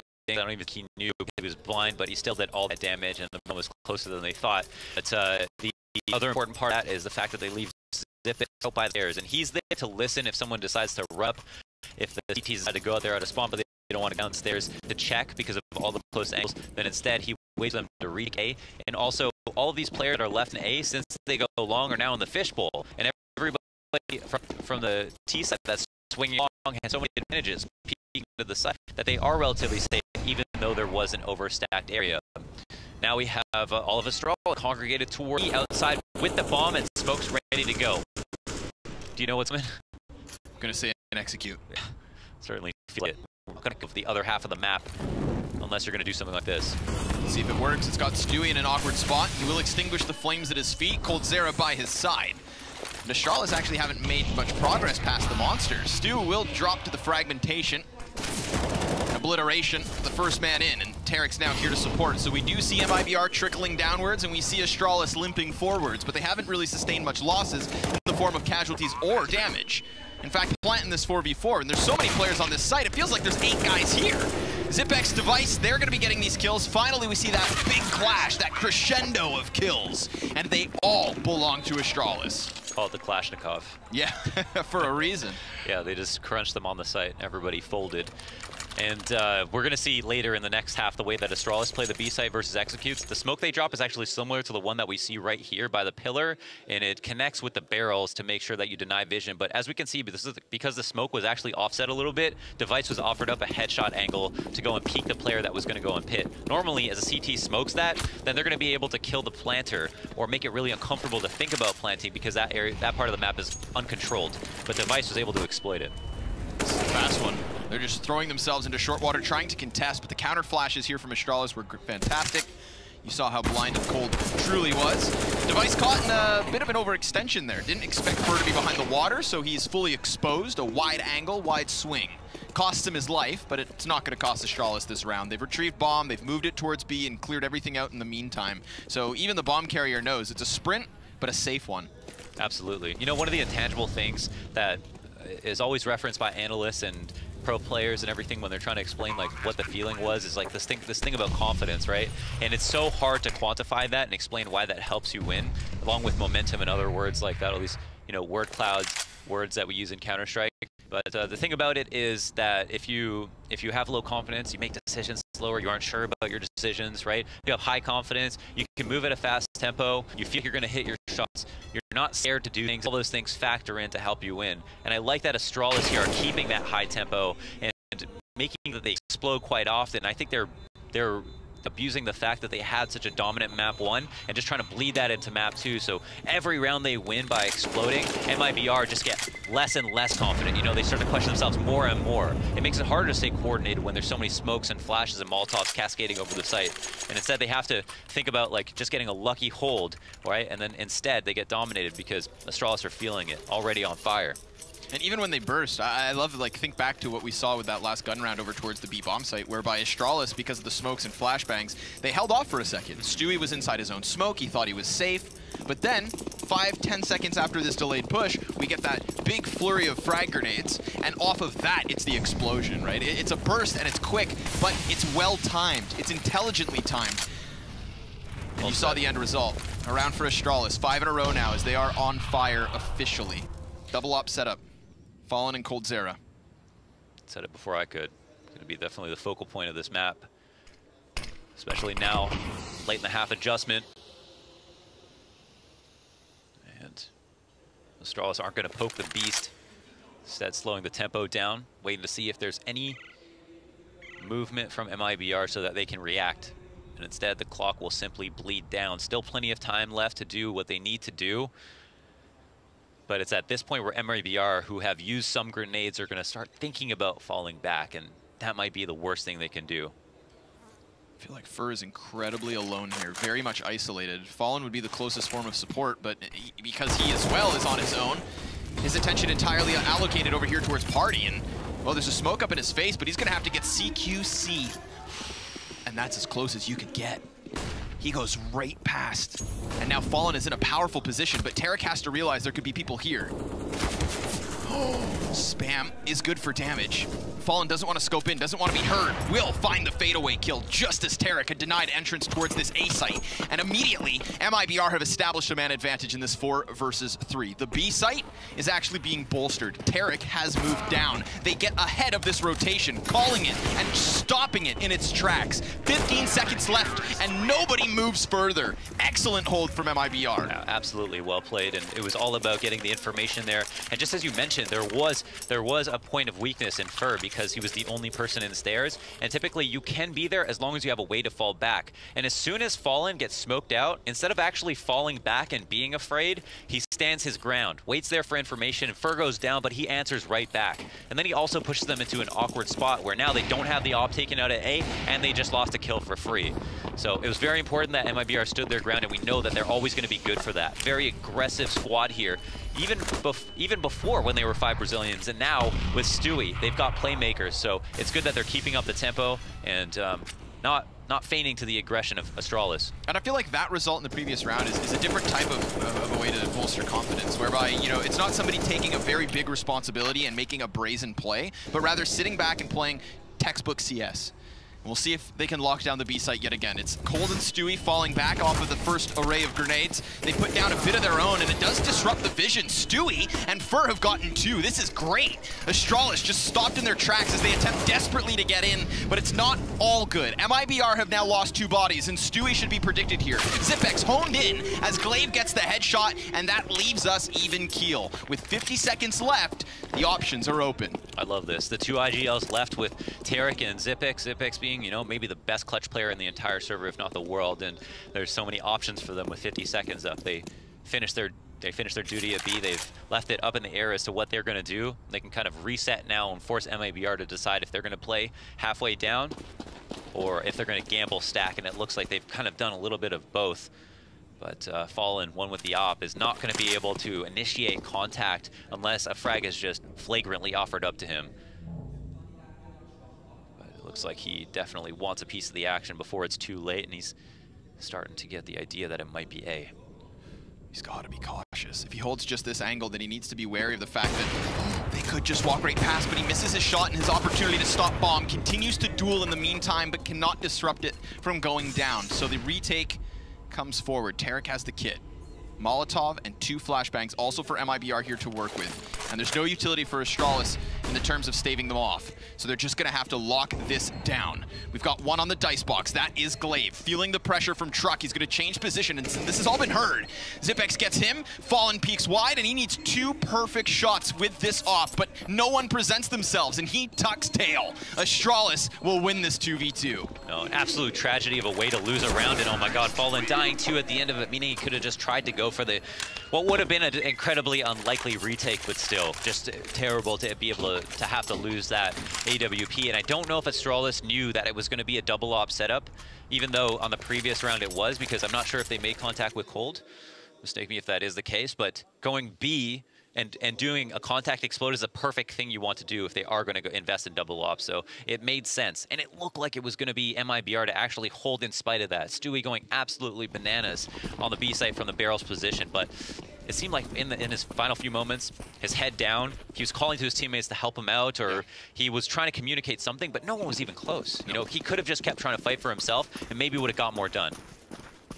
So it's going to be quick. A throwback to the most previous of rounds. It's the long A play with a couple of bodies stacked up into the bathrooms. They don't want to line up for the deagle. USP is then cleared, so Stewie meant to be the left hook and Fur the right, but both sent packing, as is the case for Cold Zera. So the remaining MiBR members will be so far behind enemy lines that it doesn't even matter. Astralis will be taking the 7th with ease. And again, this long anti-eco, rinse and repeat. It's a similar setup. Zipex the same man, waiting for the flank and waiting for the rotate through stairs, and it just works so well. They can know what you're doing. They overstack at long bathrooms. They can still die, right? Again, there's no crossfires for the CTs to abuse, and that's what a lot of teams need to know about. Like, this is one of the reasons, actually, Yanko a long time ago talked about this on Dust too. Like, maintaining those long distances was one of the main features, and that's similar to long on overpass. Just an incredibly consistent way to do something, even in a situation where there's tons of mind games, there's tons of preparation that goes into the matches. Hitting up long is a super consistent way to maintain that rifle advantage, and we can see it just working flawlessly for them. Even better so this round than even the previous. 7-2 now. Full buys out. They go right back to the double op setup. I honestly don't blame them. I think the thing is they're still got that weakness at B, but it's going to be on Astralis to figure out, right? Try to siphon out the data as to whether or not they went back to it, and that could cost them a life. Little update with the average damage per round here. We've got 2 players on Astralis sitting over 100, being Zipex and Device. Yeah, Fallen had a little bit of a struggle, and that's one thing that wasn't even mentioned, was like critical shot he could have hit when they planted on the wrong side of dice box. Yep, he got that one chance. He got that one chance. I've seen him hit wider flex from that position, but not this time around, and that really could have done a lot in terms of making sure they wouldn't have had to save. This is another really fast setup, though. Astralis just throwing themselves into short water. Fallen will be on the other side. I don't recall seeing this op down on the B bomb site. Sometimes sure in heaven, but never this close to the front line. See if anybody oversteps into his aim. Got to be cautious when you're going for wallbang kills, because Zipex is in the server. He is the king of those when it comes to the B side of Overpass. But right now, it is just MiBR with the kill feed to their favor. Stewie gets tagged to 50 in the process, but what's important is we're standing at a 5 versus 3, and Astralis are sort of boxed in. The connector player could be cleared depending on how Glaive decides to play this. Bomb pretty locked into Monster, doesn't really want to go anywhere too far from this position, but they also can just fall back. They can wait for someone from MiBR to overstep and die. Yeah, and you know, Fur's doing the safest route possible to take this kind of liberty to go on a big flank, and honestly, if his teammates fail in the site in this situation, it's really not his fault. He has a great way to seal this up too, and he's playing it as safely as possible, expecting this would be extremely unlikely. But he misses his first opportunity. He could still fall back if he wanted to. Instead, he'll have the door slammed in his face. But Astralis has understood what they're going to do. Yeah, they know, and therefore they know that their opponents are prepared. coldzera with the first one's going to miss his second shot as he takes damage. That's 2 ops on the pillar. Not quite enough parking space for both, but they get the job done regardless. There's a third for MiBR, and it comes in the form of 4 players standing. That's what you love to see. Yeah, I mean, it's just like looking like they were basically akimbo at that moment, shoulder to shoulder on the main pillar in the B site. But it's just because they knew exactly what was going to happen. You know, Fur had all that information, so like, let's overstack, you know? It also helps you focus on your crosshair. You know, you're going to make less mistakes in terms of like when you throw utility, when you think you could like need to peek B for something. All your teammates in the site just know since it's going to come at some point. Sun's out, guns out, and they're ready. So, solid round for MiBR to win. Double up setup pays off for what would have been probably the last time in the half, and now they're turning it up a notch. Yeah, they're trying to get really aggressive, and Device wants nothing to do with it. I mean, he just underhands the flashbang and will join his teammates with what looks like a rapid B execution. For the first time, there's actually nobody for MiBR inside of this B site. They're not playing around the pillar or the barrels or even towards Monster. They're instead back here by Graffiti. The numbers are there, but the forward positioning isn't. This is what can truly afford Astralis a bomb plant. And with those Molotovs, that's actually going to disrupt both of the CTs. They put the smoke down for what could cover plant, but Stewie's going to get aggressive. He throws himself into this spray, frantically trying to shut it down, but he's caught fumbling his hands, and Device just destroys Tarek. Sure, Cold is left back towards on Graffiti, but with 20 HP, what's he going to do? He needs his teammates to come bail him out, and they've already started with Fur. It's put us into this equal 3 versus 3, but in order to get closer to the bomb site, someone has to take an initiative. And who's going to do that? I mean, we've got Fallen swapping to an M4, not wanting to play 2 ops in this retake. He will be the front runner, and he's spotted by Zipex already. Cleaned and cleared with absolute ease, but coldzera is then to next to fall. Fur with a headshot makes it look so doable, but now he's pulled into the crossfire. He still doesn't know where the last is, but he should have a good idea. Glaive is over towards short, but Glaive has done enough to burn off the time. He's got nothing to do it. No, he knows that he's going to run away, so Glaive goes and cleans him up too. Damn. I mean, it's just like they're getting a series of unlikely frags once they're in the site, right? It seems like MiBR have actually, and I would love to hear the stats on the analyst desk afterwards, but in terms of opening kills, they have been denying the initial rushes on like first frag opportunities, but then afterwards, like once they're in, Magus just opens up. Like Stewie has made plays. He actually had a really good method to the path that he was going on the site, but then just caught off on the box, right? Yeah. Magus takes him out, and then goes ahead and gets another frag. So, you know, it feels like really like everybody is definitely trying their hardest. I mean, and obviously that goes without saying, but there's smart decisions involved for sure. Nobody fret, not live. Yeah, this is gonna be a round to chill out. It's either that or the most elaborate smoke execution you've ever seen. Gotta love a match medic to come in clutch. Did you see the NRG boost from ESL New York at the T-spawn? The 4-man. The 4-man, yep. Yeah. I hadn't seen that since Ghost used it. Yeah. It's been a while. I'm glad you gave credit where credit's due. Like, I think for a lot of people, that was obviously the first time they saw that boost. I think it was the first time I saw that boost, but quickly learned that that was not the first time it was used. That was quite a surprise. It's not often you see a 4-man boost. Not often, yeah. You're using a lot of resources. You know, there's like that triple boost that people do with USPs on Graffiti side. Yeah, Graffiti side. And it's like if you do that boost, then immediately, even if you get a kill, the other team knows you have 3 people who are committed to B site. You know, they're far away. That means there's maximum 2 at A. That means they're probably not playing too aggressively, right? They're relying on this for the information. So it's not something you want to do every time. And it's like, you could call that like overpowered, if you will, but there's so much information gained from doing that. And it takes so much time as well.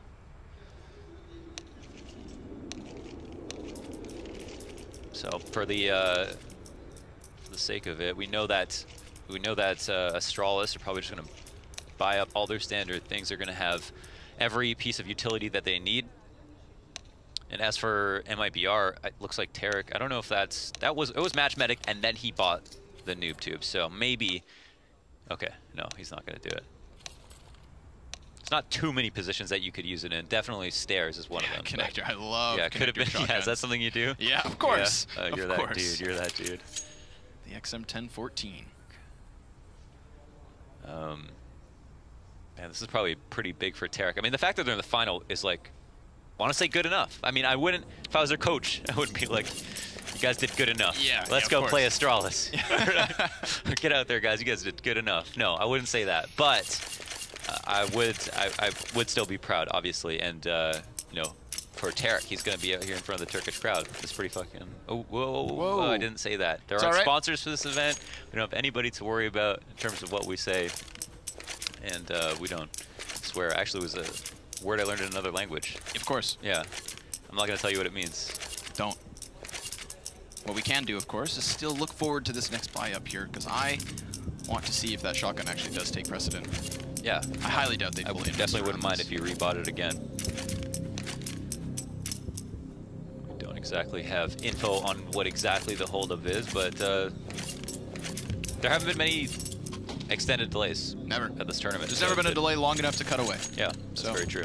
And I hope they don't, because we're standing up, and that would be a crotch shot. Yeah. So we'd need fair warning. Let's not go back to camera. So it's not a buy. We're not getting tubular here with Tarek.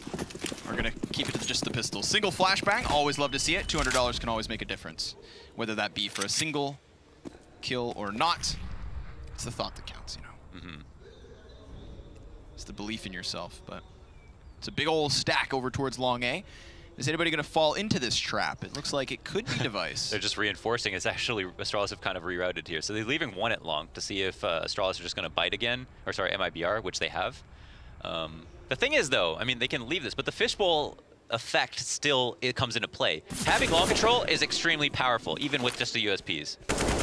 That one flash has been thrown over towards the A site because they mitigated long by just pushing it through the washrooms. And, well, they'll mitigate any presence by blasting their heads off.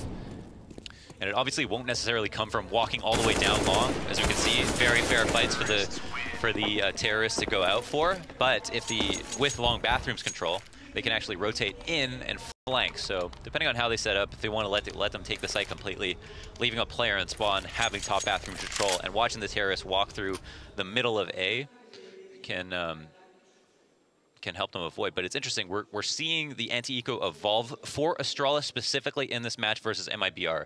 They have a good read of what's going on as the stack strengthens, and MiBR realize they aren't going to go for the reverse psychology or double mind games play. They're just going to go for what works. They are slowly adjusting, changing things slightly, still ending up in the same positions, but making tiny adjustments. Trying, showing a little depth. Yeah. They're going to go for the boost, and that's so dangerous because, of course, being in front of the wooden panel means both the booster and boostee are susceptible to damage. And you can see both Coldzera and Tarek there taking some substantial hits. We saw that one round where Fur was left to his own devices inside connector, and this time it is Fallen. Zero support in the setup for him. He has it all to do, and there's not even anybody watching up towards parties, so someone could just walk down on him, but that's not the case. He's gonna actually wrap back up and try to get away. However, the peek is there. Prepared is Device. Sure enough, he does drop the Opper.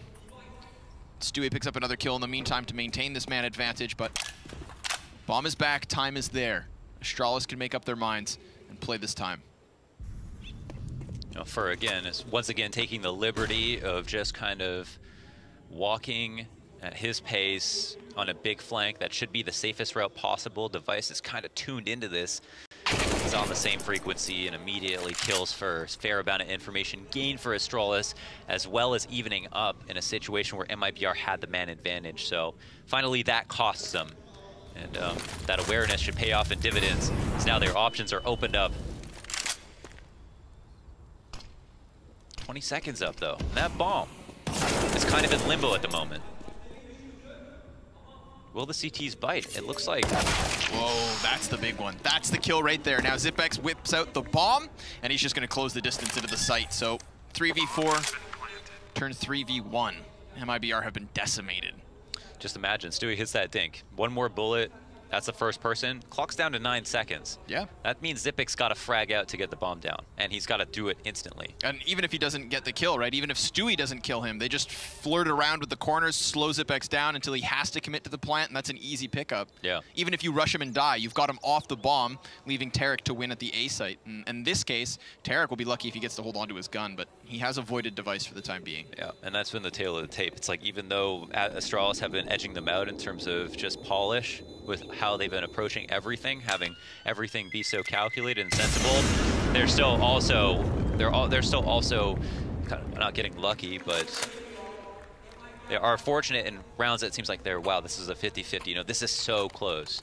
But then you can also put it to merit, where you talk about how Fallen, you know, misses a flick that he should definitely hit. And we have a totally different story painted for you here in the Blast Pro Series Finals.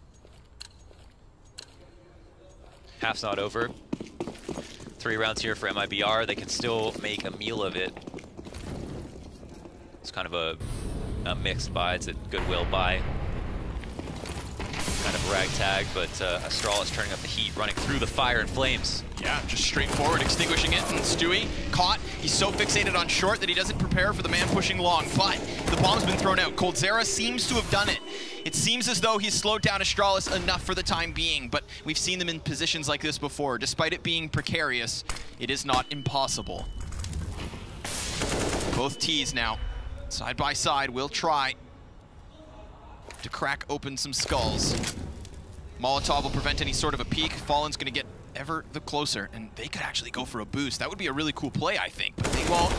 They're gonna try wrapping around, which is still good enough to get kills. Device, last man up, goes down. 4-10 now, as MiBR are trying to erect some kind of a defense, get as many rounds as they can as this comes to a close.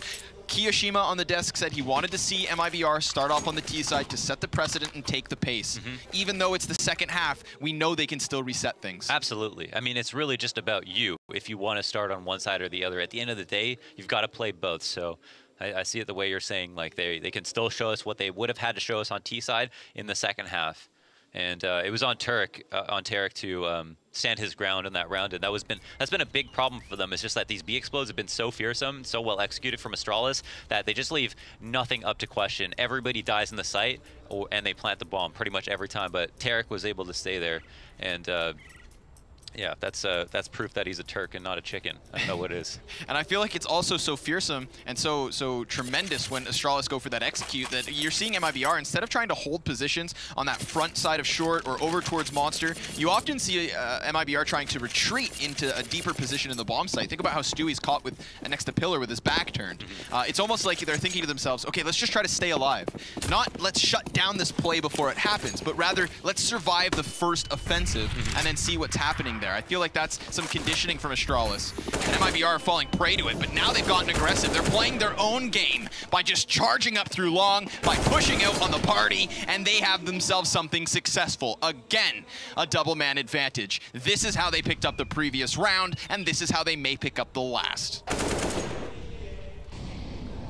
Yeah, that's it. Some of the more classic T-side aggression, or CT-side aggression on overpass is finally coming into play. And what's interesting is they picked the perfect round to do it. There weren't many rounds where Astralis set out on their default that weren't anti-ecos, where they went towards A, and MiBR met them halfway, picked a round that they knew they were going to have rifles, and decided, here, let's do one of our more standard, some of the more like 2017 overpass A aggression, where you have the double fountains push, and you have a player up here in balloons who will take the brunt of the action, and it obviously pays off in dividends for them. So definitely well met in that situation.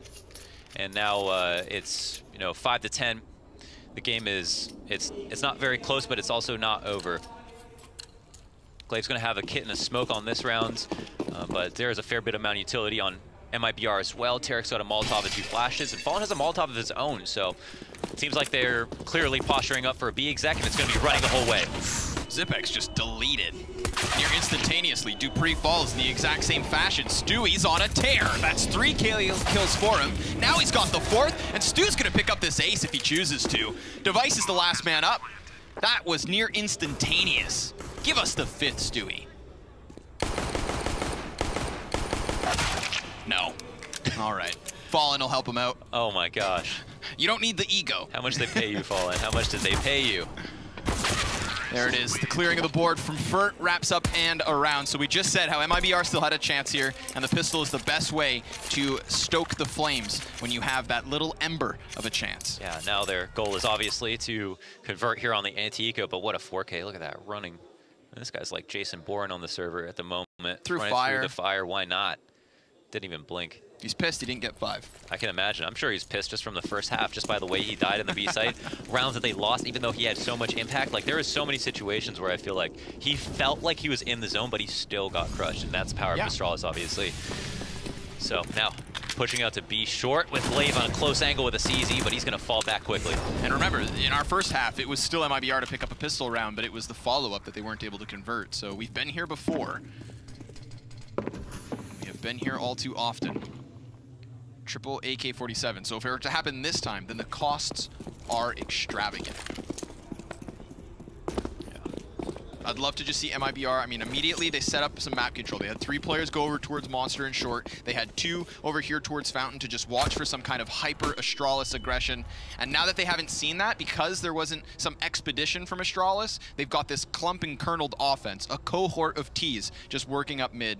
And this means they're going to effectively play the trade game and plant this bomb, unless Astralis can put all of their pieces up on this A site preemptively. It seems like things may fall into place. They do have that long player to tether off of. Dupree. It's going to be the first one to try to dig it out, and he only gets 1, but it's still good impact. Tarek's 2 kills are crucial. Fur combining from long is also great, because now it's that 2-pronged assault. As they get to just the cusp of the site, they'll win all their fights and do enough. 3 up for MiBR, a clean conversion with an easy round ahead. So it's actually really interesting if we compare that round to the round from Astralis where they played an anti-eco. Now they actually, it was Astralis to just kind of go out right away, walk the entire way, and they were offered up that opportunity because they knew what their plan would be at the end of the round ahead of time.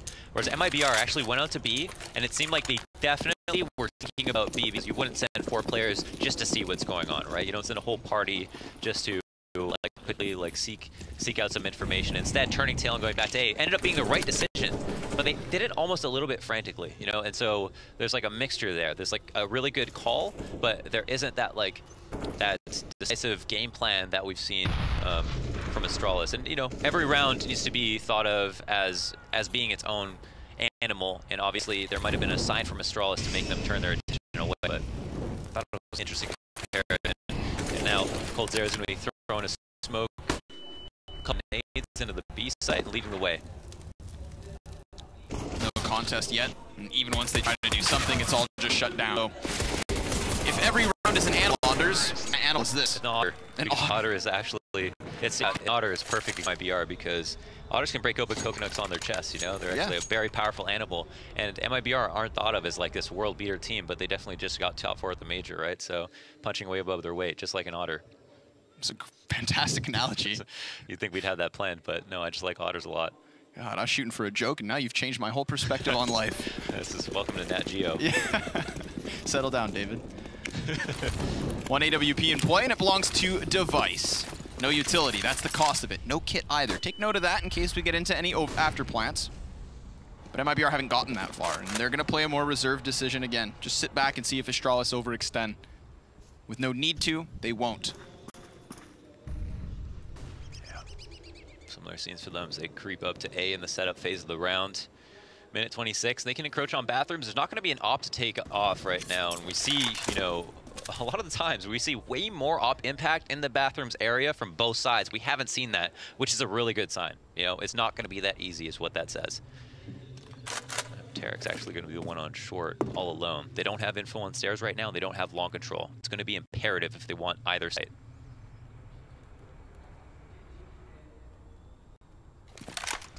You'd think surely they don't just burst out from bathrooms based on the fact that they have these smokes down. I mean, they're going to be walking right into Device, and that's exactly what he's just done. Sure, a Molotov could burn him out into the open, and that question whether or not the timing was perfect. Just a moment later, and maybe Device is exposed. Could have enabled Stewie to pick up kill instead of picking up the death. 35 seconds left.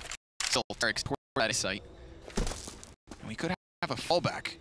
But Looks like it's at least going to be another volley of nades up and over. The smokes do go. Molotovs to follow suit. Now Tarek is applying some pressure at B. That's going to lock 2 of Astralis' members down there. But commitments on the site.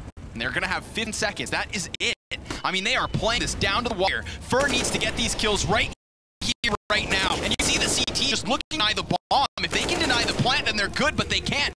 The bomb's been left behind. Time is difference maker. As long as CT survive, they've got this in the bag. It's Zipex left, and so it's theirs. Time, Launders, is the biggest issue. Coldzera, did he know he had the bomb? Did he not know he had the bomb? What happened there? That was actually around, similar to what we saw Astralis, where it's like, time's actually ticking low, but here's all the entries falling into place. Yep. And yet, Coldzera, no bomb plant? Maybe he was busy on a flank? I'm not exactly sure. I want to make sure that obviously, you know, he was aware and there was some other circumstance tying up his attention, but honestly, that was a really important time to... I don't recall anybody dying next to that second flower plant, so I feel as somebody did there as they did the bomb site cleared, and then whoever was supposed to come behind them may have died in the process, was unable to retrieve it, so then that responsibility falls back on Forerunners, who at that point clearly don't have any time. So sounds like my face at Pugs, Connor. Oh, it's elaborate, and so I think Pugs is justified. You can see Fallen very animated at the moment. Yeah, definitely the biggest problem though is that even though you look at round, you can't say that was successful or that's sustainable, right? Yeah. It's not. You don't ever want to let the bomb get that close when you still have a 4v5 situation, right? So even though they got in the site, that was no recipe for victory. But it's not the kind of play I want to start, unpacking for them right now. You just have to continue on. Oh, that was crucial of a kill. Falling straight through smoke, no bloom. Yeah, it's not a trade you can defend of proper, but they're going to be definitely blessed to have gotten it. And last round, there's a lot of casualties. It was basically Flanders Field on the A side. So I think that's Astralis, even though they win it in the last few moments, it cost everybody a lot of... How many kills can Dupree get here? He's on the front of the rock. Here's the footsteps, and despite the headshot versus Fallen, he is still denied. I mean, Fallen, he's getting kills through smoke. He's surviving headshots. He is keeping his team in this current round. Hands down. Definitely, with a little bit absent on train, and I mean, it's not too late to come until obviously the trophy is lifted. So he should be hopeful, obviously, that he'll turn this around. There's still 3 disparity between the 2 teams, and they're making the correct decision by walking into Monster. This is, as we look at the minimap, the obvious most open part of the entire map. Clay's going to spot that, probably call off teammate to rotate, but all he has to do is stay here is a really good retake position. Could have his teammates come back down. Device clears over towards Long Ace. He will start the long journey back. The question remains, how much are they willing to try and go for this? We know the Astralis are very willing to just save, to call it quits at times, and it looks like that's exactly what's going to happen. I mean, what they have right now is certainly worth holding on to. Yeah, good point. Yeah, and that's one of the rounds where you'd see like probably a lot of teams just at least try it, but then maybe cost a life. Instead, Astralis play the long game, and if you're MiBR, you're terrified of the fact that now they're going to recycle 3 rifles, and let alone be able to buy 2 more. So another round on the board for MiBR. It could have been tied at this point. Considering that last round, we don't know again how that went down. And obviously, even if the bomb went down, there was still the chance that Astralis could have won like the 1v1 or the 2-on-2 or whatever the case was. So, no point thinking on it too much. Oh, there's that wonderful stage we get to see, the pyrotechnics. It looks like a spaceship. Complimented. I'm trying to fly that away. I just want to stand on it. Yeah, one day. It was a similar stage to the one at Copenhagen, but now we got the double-decker 2-layer cake. Yeah, I believe so. Moving up in the world. Pretty cool stuff. So, what happens now? They aren't going to fortify the buy. Instead, they're going to recycle what they have. But I mean, that's terrifying, right, Connor? Yeah, of course. I mean, and that's the beauty of it, right? All that decision was let this round slip, and look what they come into this with. I mean, I've seen force buys from Cloud9 that come in with less than that. So this is great. This is great. If Astralis want to continue to contest with only 2 rifles, I like that they also decide to include some kind of an aggressive stance. They go for some attempt here. It does cost them a life, sure enough, and the ump actually isn't passed back. It's left in the water. So they effectively have lost the SMG. Yeah, at least they had someone to try to recycle the extra gun. That's, you know, a nice consolation prize. And so now we've got a small upgrade for one player, even though they're in total down one man. Device is just way up here. Fallen's not gonna give him any chance to capitalize and shoot some toes off. And it's kind of a stillness in this round as a lot of players are in the dark. Right, there's tons of fog of war between these two teams. They're holding their ground, but at the same time, they're not veering too far off course. And so it's known that soon there will be a fight. That fight belongs to Device. Takes an initiative, as does Dupree. Perfectly timed. Both frags with that CZ takes this down to an even 2v2 because first found an entry on the A site. I mean, that's just perfect. As far as MiBR are concerned, those entries all happen fast enough for them to regain what was nearly lost. Remember, Astralis, they saved the trimmings from the previous round, and they've managed to contest this regardless. They could actually pick up the win because Fur is so isolated. The Molly's supposed to prevent the peak, but he walks into the fight regardless. And with a smidgen of health, Device will take the kill, the defuse, the round. Unbelievable composure from Dupree in that situation. Like, completely unfazed from the guy who's spamming him relentlessly through the wall and bathrooms, and instead just focusing down targets, knowing that what he needs to do is be a martyr for his team, realizing he's in a position to die, but he needs to try to get as much damage in as possible, and then getting the second frag so unlikely in this situation. Look at that. First headshot immediately. Stewie must be livid. Yeah, I wouldn't blame him either. I think we all know what he said. Something similar to what I said earlier. Hey, you guys speak the same language. Yeah, we both learned it. What are the odds? But damn, that's one way for a round to go. On top of others, these are starting to pile up. Astralis have rolled into the double digits earlier than they were supposed to. This is a fast one. They're going to go right through that CT smoke. Unfazed by Astralis' utility. Stewie clears out the barrels immediately. Blinding flashbangs go both ways, and a Molotov's supposed to prevent any kind of a walk up from this ramp. And they're doing a good job of isolating these CTs. Look at Stewie go! He's taking the initiative on his own, and it's Device now all that's left. A fast round from MiBR, a rapid clash inside the B site, and an immediate round is theirs. Yeah, absolutely. That's the pace, a fiery temperature. Stewie jumping through his own smoke wall across the entire site to make a move because he knows that with this many players alive, he's not going to be able to just simply win this, and it's been retakes that Astralis have shined in. That's the Stewie I remember. Yeah, right? There we go, Yanko too.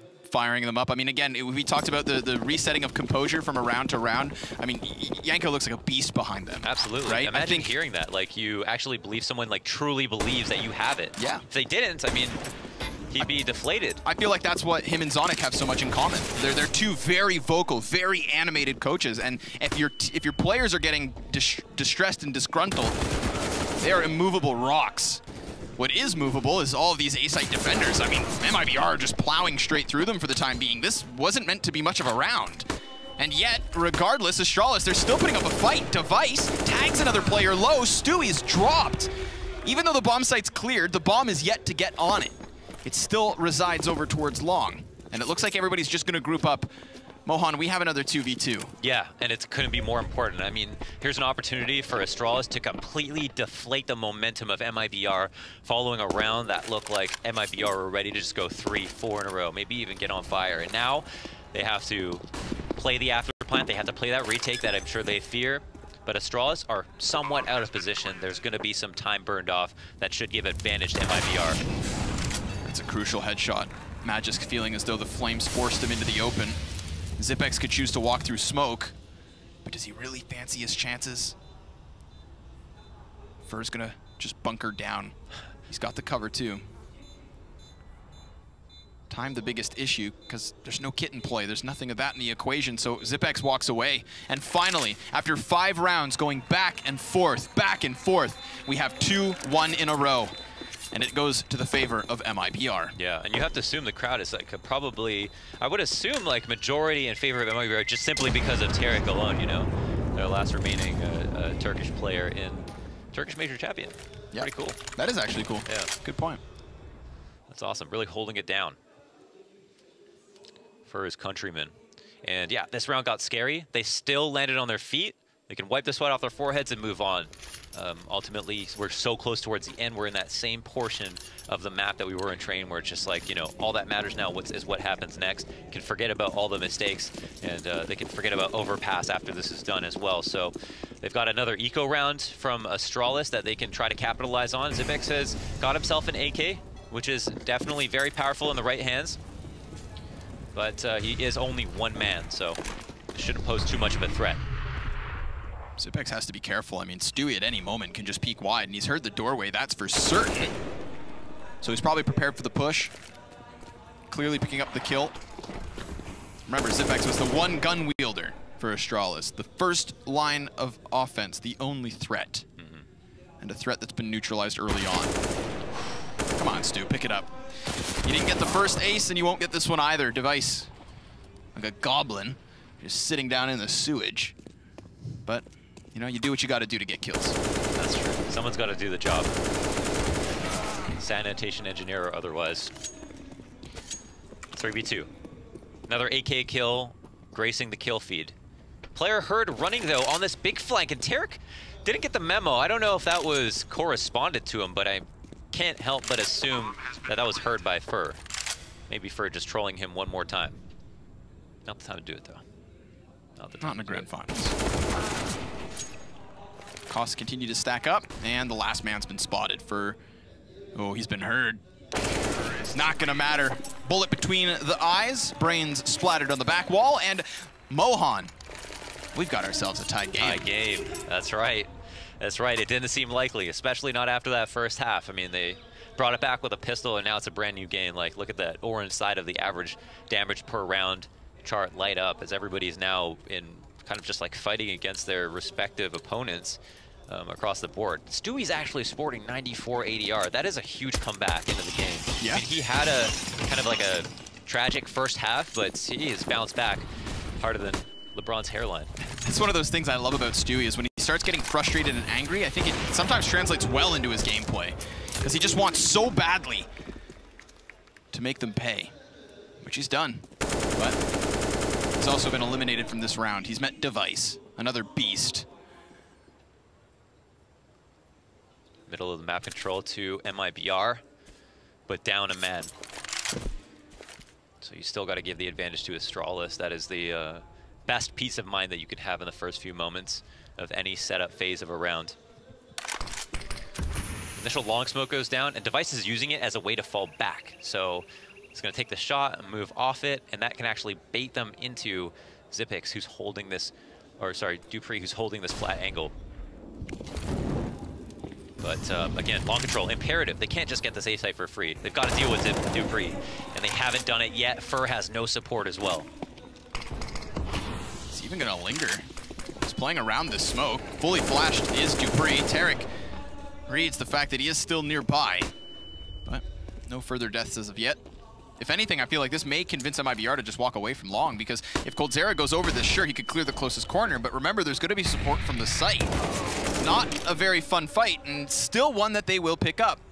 Device unable to cover, but the repeat's going to cost Tarek his head. And that's the bomb also thrown out into the open. With 15 seconds left, they know there's no option to head towards B.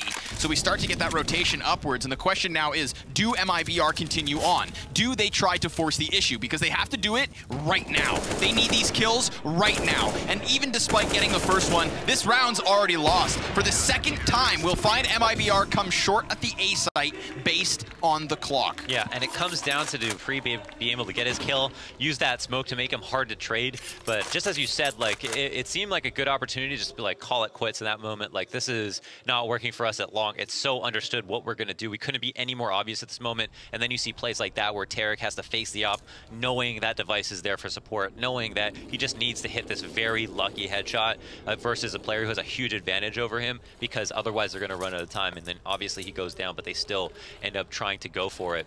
So now it's 12-13. I mean, it doesn't really matter. I feel like losing that round is just one more round. Obviously, with the economy falling out of their favor, that can get tricky, but they still have enough for one bye here.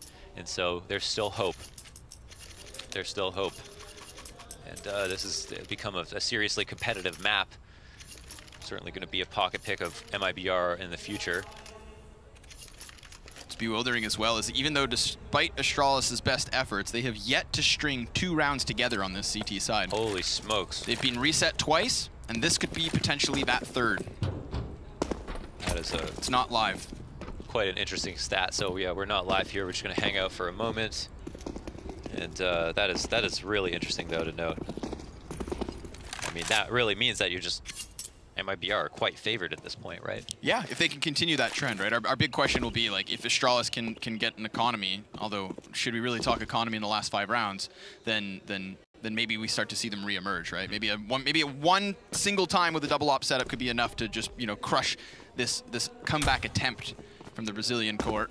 And if this comes down to Inferno, I really feel like anything goes. Like Inferno, that would be absolutely incredible. It's, you know, honestly the reason why, like, great matches always end up on Inferno is because every team knows they have to play it. No one wants to waste a ban on it, so it always ends up being the last map that it's like, all right, we're not going to ban it, but we're still good at it. And that's why it's always like common ground for all these top teams. And so it's just going to be super competitive, 100%. I mean, there's no doubt that Astralis' Inferno is totally solid, and like some of their best grenade tactics that they use are there, but there's also the thought that like that is not going to be a map that's going to be handed to them for free, right? So now we're going to get right back into the action in the closing rounds of Map 2 Grand Finals here at Blast Pro Series Istanbul. The second Blast Pro Series event, and of course the reigning Blast champions currently in here. Yeah. MiBR. That's true. The core of it, looking to retain at least 1 title. Astralis seems to have been picking up every other major title you could. So I'm sure that they're hunting this scalp as well. I love the fact that we've got 2 ops up right now, Device and Fallen. Will they be able to find one another? No, not at this current moment. Only once Fallen continues this expedition down long could he possibly find Device, who's currently flirting and floating around the A site. There it is. Getting real peaky with the Zop. Moving, you can see the pace is a little bit higher here. Wasting less time for good reason. Can't risk any more time flubs. Not in this circumstance. And, oh, a little bit of a boost. Oh my god, I thought he was going to go for that. Just imagine. Head ripped clean off. Corpse thrown back into the bank. I wonder what the exchange rate would be on that. 45 seconds again. I do not want to see them come short on time.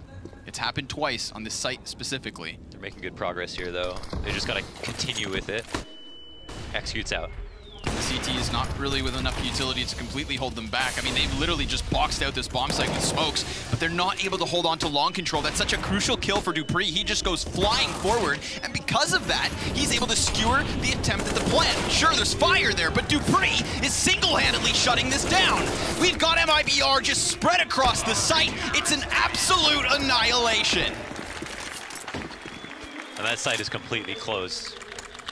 They moved along to the pace they needed to. They finally got to the point where they're executing with a reasonable enough time to deal with the entries on the site, but dupreeh comes in here from long and then continues to have impact as he comes back to the site, denies the plant, displaces coldzera's aim by throwing the Molotov down on him, making him run forward, and then catching him holding W and finishing the spray off like an absolute masterclass. And they've only really need 1 or 2 more of those, and that's it. So for MiBR, this burning question of whether they can take A or not, it's still maybe up in the air in their heads. As for Astralis, their defense is calcified to the point that they really just understand what everybody needs to do. And I feel like the real weakness with MiBR is the way that they're approaching long, only sending further, no one to trade. It's not easy to kill dupreeh, and there's no shame in that, you know? And I'm not saying that Fur is taking the decision like I'm going to kill him by himself. Like nobody is that like juvenile in pro level CS. But the overall strategy to approach it that way, to have 4 in bathrooms and only 1 at long, leaves so much up for question. And we talked about with the long anti-ecos why they're so powerful. It's because you can use those to approach the site. If you have 5 long, that's viable. 5 bathrooms, that's not viable. So if your player dies long just because you sent 1 there, it doesn't matter.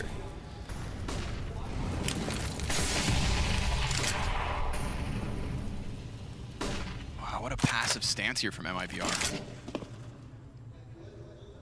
They're only now getting out into the fountain, possibly hoping that Astralis would continue with an hyper-aggressive play, but that is not the case. Instead, they've stacked the B site. Tarek's been tasked with this before, just being that one sole floater.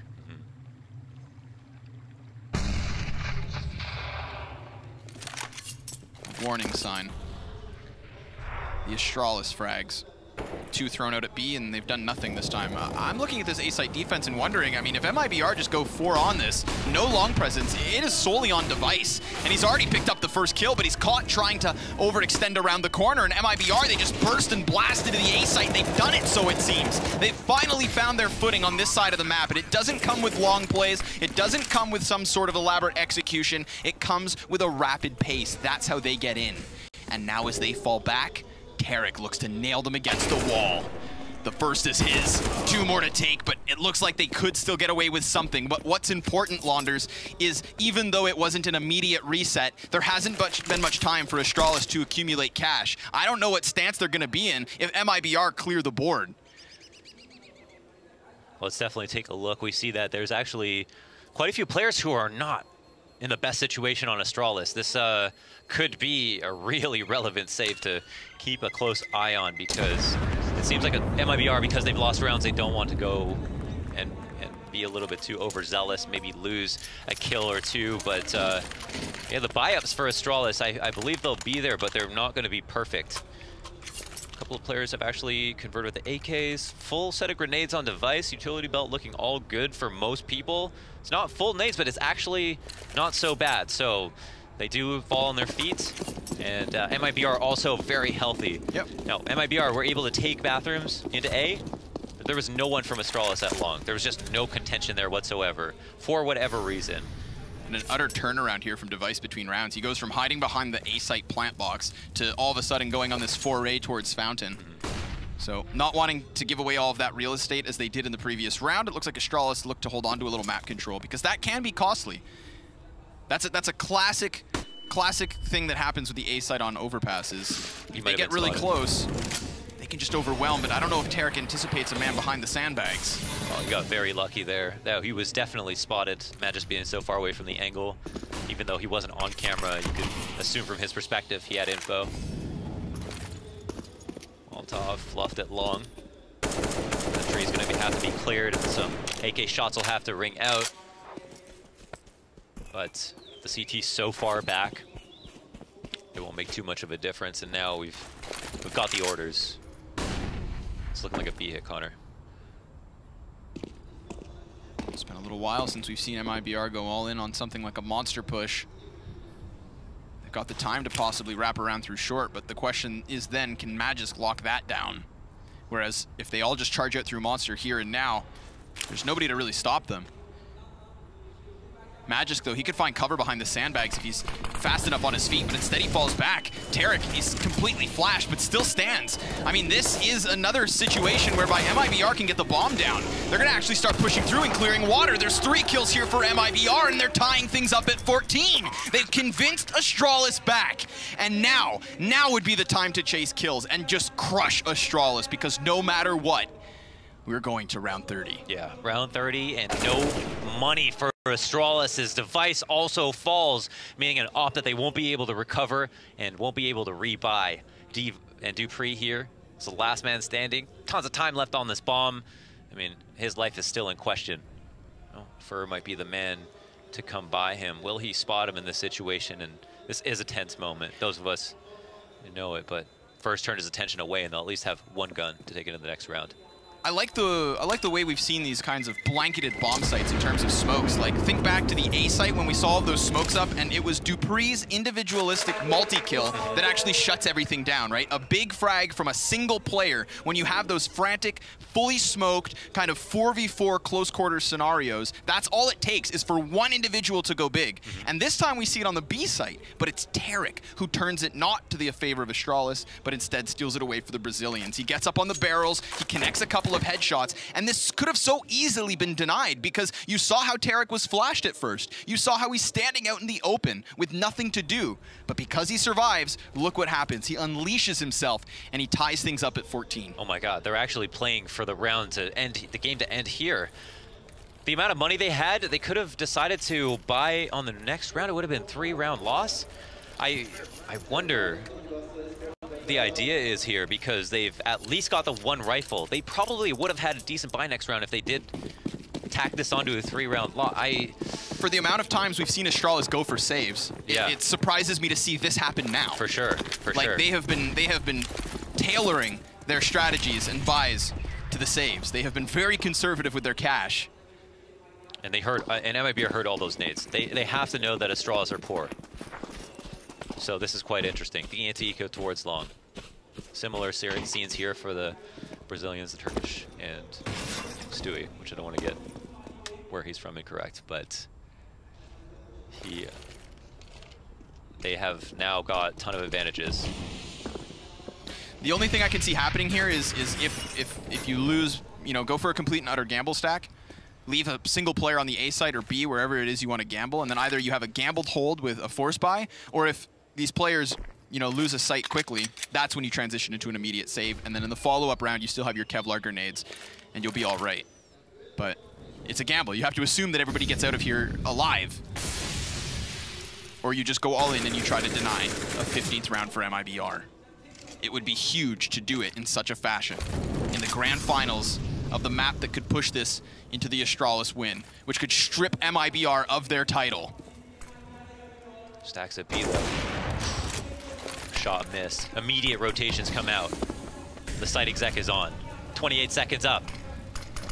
We've seen them falter and fumble. Glaive could be a single-handed thorn, but he goes on top of the box and it's spotted. Dupree connects the spray down, but that's only for one kill. And it looks like they've got this in the bag because there's still enough time to retrieve the bomb and get that plant in. Cold Zera sees it coming a mile away. And Device may be fantastic. He can be phenomenal even. But does he have it in him to win this 1v3? He's upgraded into the M4. 13 shots in the mag, and the first kill finally connected. Second one's up close. Fur just on the other side of the smoke and swapping out to the sidearm leaves him on only 5 shots, so he fades away to save. Wow. Or does he linger a second time? The clock is not even that far gone. I feel like even though he's a little bit low on HP, looks for the damage. I don't even know if he gets away at this point. Potentially just under the bomb, but yeah, it looks like he might be fine. It comes close, but the tenacity from MiBR, going back to A one more time, in the face of it, seeing the nades, right? Realizing that even though it's like anti-eco play, like A has been the place where they've lost the majority of their rounds on T side, and they still pull it off, and they stayed strong. I mean, I feel like Astralis, like pulling out that buy, it's like obviously because they're confident. I feel like I can't even remember the last time that they went to OT. Neither could I. Yeah, I mean, like, neither could I. When is even the last time they've been to OT, right? Like, I can only imagine. And it's really not often you see a save, I mean, a force up like that. It's funny, like in the most dire of circumstances, that they do pull one out of the hat. But very uncharacteristic, but yeah, not successful either. And then they're going to go ahead again and have like a really mixed buy here. At least some players who have automatic guns, but for the most part, going to be low on utility. MiBR know that this is their map to lose. You've come this close.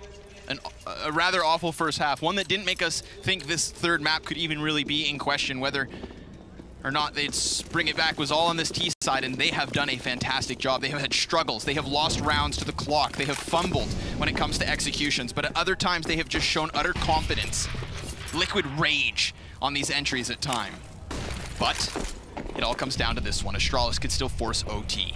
And in order to do so, they're playing off of the back of an M4 Scout Ump 2 pistols. Grenades are there, single kit. There's enough pieces of the puzzle for me to believe, because it is Astralis at the end of the day. Yeah, that's something to always remember, because if you don't, you'll get caught off guard. Now that that part of the plan has not been fruitful, no nades have landed. They decided to move on, potentially back towards A. Dupree, the reaction grenade goes overhead, but just a bit too far. Remember, that's the one M4 for Dupree, so to see him on such a forward stance makes me a little wary. You don't want that M4 to go down. You want him to be in a position where if he makes first contact, he can ensure a fallback and play a safer kind of bunkered position, something like behind Optimus Prime or floating between the dice box. You want him to be able to rotate as well if suddenly it switches to the B site, because remember, Astralis have no forward positioning. They have no information or confirmation as to where MiBR are at, but they do have wind of this play. And they do have the ability to lock down Monster. That would cut Fallen off from the rest of his team, who look to be excessively pushing through short. But there's 20 seconds, and time could be a big issue yet again. They don't have control of Monster. They're being shot in the back, but the kills are still coming their way. And with Dupree caught off guard, it falls onto Device. MiBR looking to push this to a third map, and they absolutely will. They will not go down without a fight. They'll continue to defend this title, and we're not going anywhere, Mohan. They absolutely did the impossible. I can't believe it. They brought it back from such a disastrous half and made it 16-14. I don't even know what to say. Wild. 4 rounds at the end, 3 within it. I mean, we had that period in the second half where 5 rounds non-consecutively won, back and forth between the teams. What happens if Astralis is able to establish themselves in that? This T-side, this comeback, it's cut entirely short. None of that even happens, and we are done here on 2. But folks, we're not done at all. Heading to Inferno for that third decider. I cannot wait. Yeah, I can't either. So we're going to go to a break, maybe back to the desk, and then we'll come back with map 3.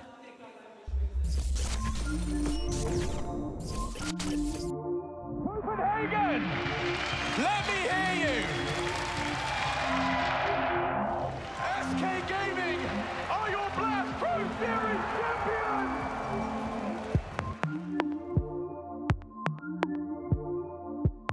They keep doing it better and better. This should be a warning to every team in the future.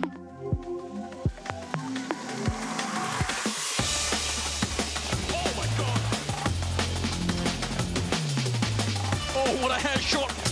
This isn't real life, it's fair. Cash is king. Hold up, because Daddy's home. It's gonna be such a fun day.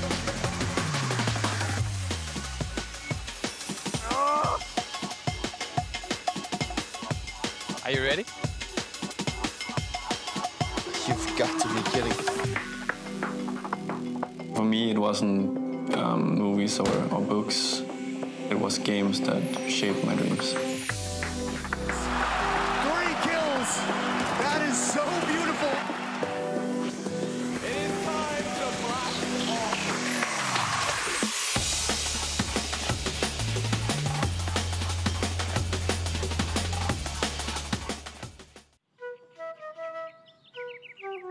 How are you feeling about your day off?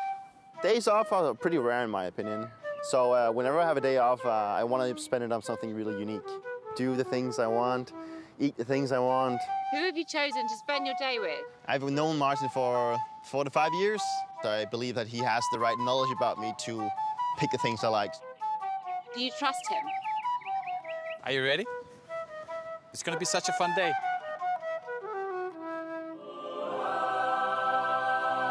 Yoga? Yeah, yoga. Are we doing yoga? You're gonna love it. It's so great. You've got to be kidding. My aunt is doing it. She looks pretty great. So what you're saying is that I'm fat or what? Inhale, lift up into high lunge. Inhale forward to plank. Exhale, lower halfway down. Inhale, lift your left leg up and back, relaxing your face. We're gonna do that 2 more times. Namaste. Namaste. I actually think that me and Martin are actually quite similar. We like the same things, we like to do the same things. I'm really happy he's in my life.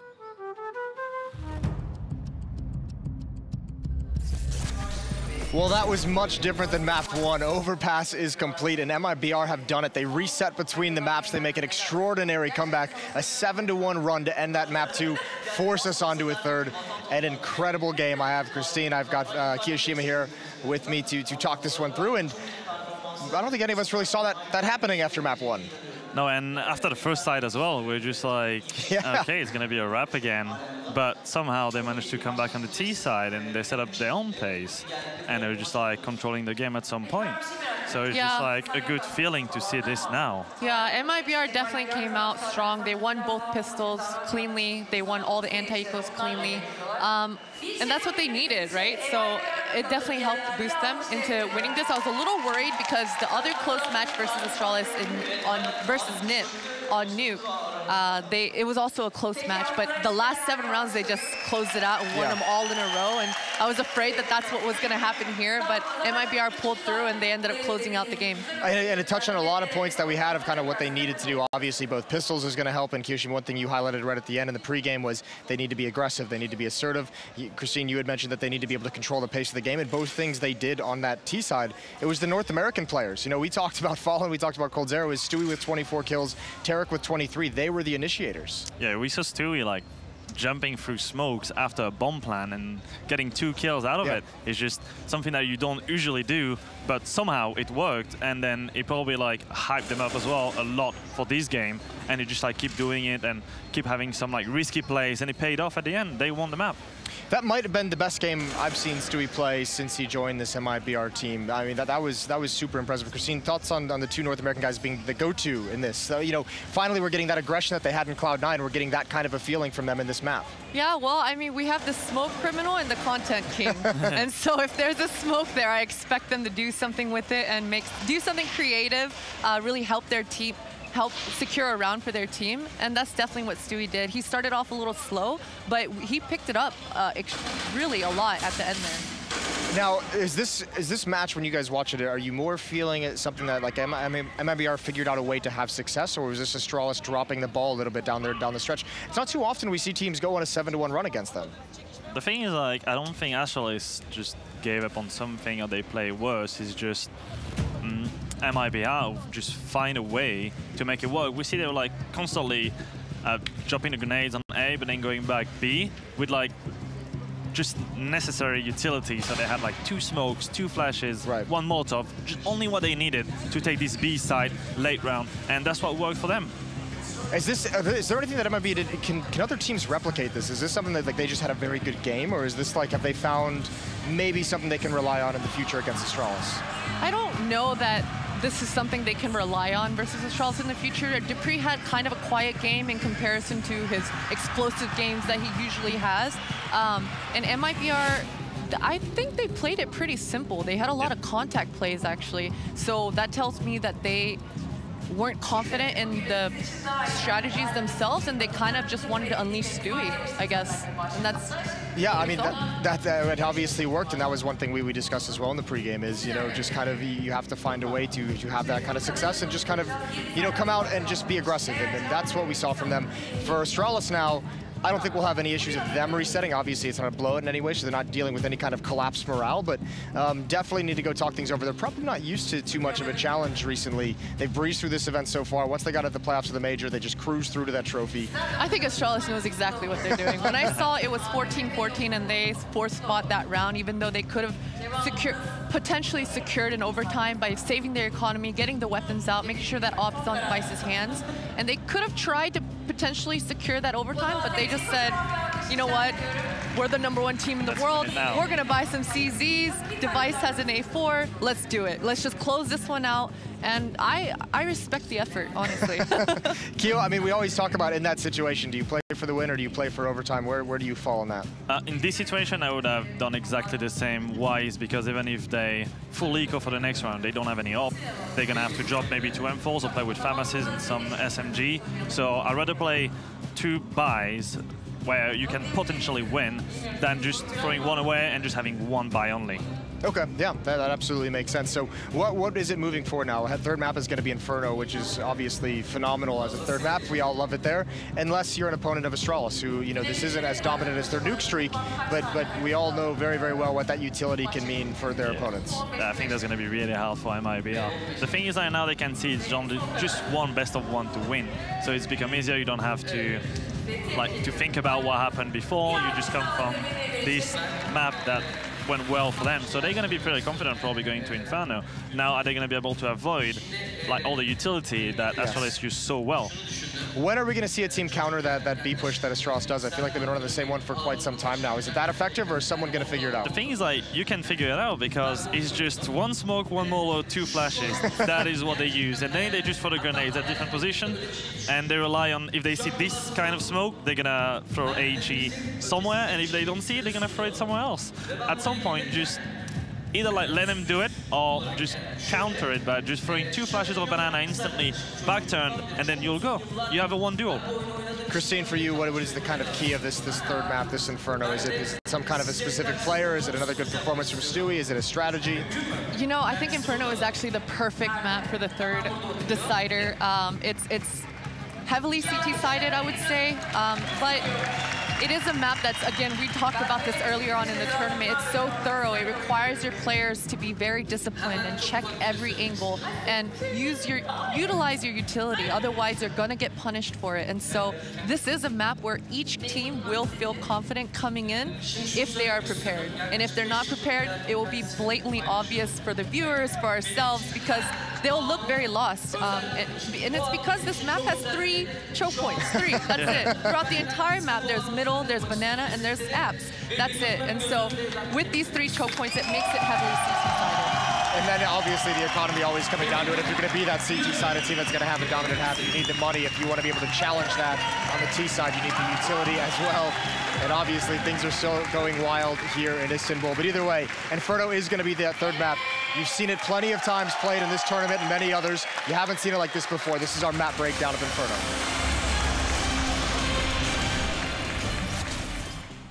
Inferno is a timeless classic in Counter-Strike history since its inception in 1999. It has provided some of the most memorable matches and is the second most played map in the current map pool. The defending CTs spawn close to both bomb sites, allowing time to set up strong defenses. The attacking Ts get large amounts of map control from beginning, naturally, unless the CTs push them. The challenge for the terrorists when attacking A is the many sharp angles to check on the way in. If the CTs lose control of the top of mid, they will be pushed back into the bomb site, opening up the entire map to the terrorists. The main action will take place on the iconic spot Banana, as both teams want full control of the entrance to B. Also look for the duels at the CT end of mid and pushes into the apps. Enjoy the match.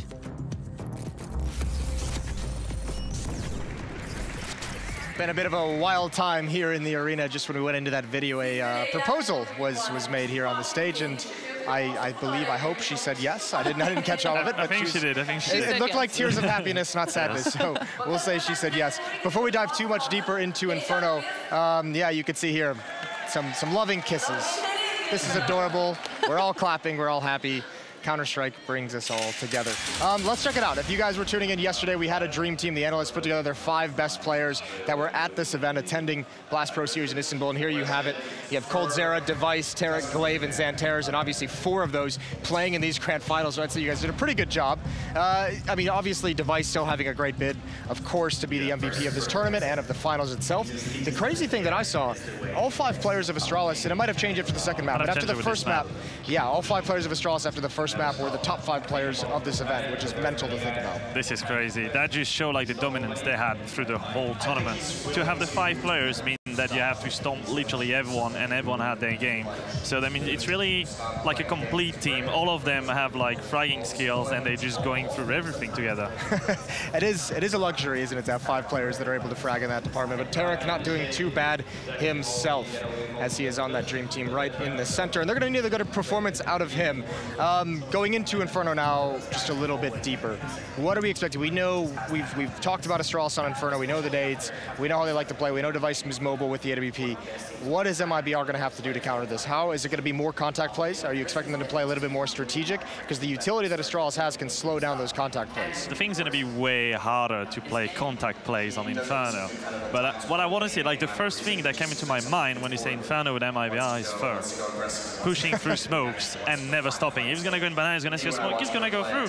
He's never going to stop. And that's the first thing that came to my mind when you just said that. And I'm actually excited to see that happen again. If somehow is he going to do it? Is he going to feel like confident enough to do it against Astralis right now, when they know that Astralis is the best team on Inferno right now. Yeah, we'll see how it goes. Either way, that is just moments away. We're going to head to a commercial break, and when we come back, we're going to start getting the final map of the Blast Pro Series Istanbul Grand Final underway. Don't miss it.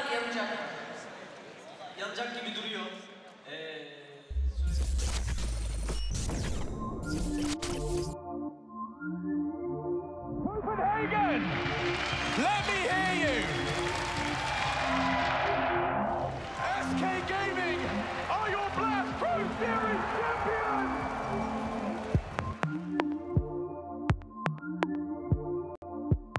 They keep doing it better and better. This should be a warning to every team in the future.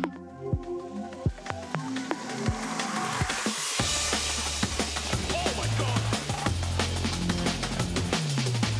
Oh, what a headshot! This isn't real life, it's fair. Cash is king. Hold up, because daddy's home. It's gonna be such a fun day.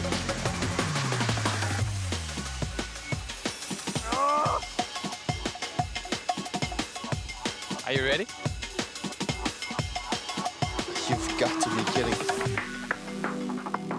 For me, it wasn't movies or books.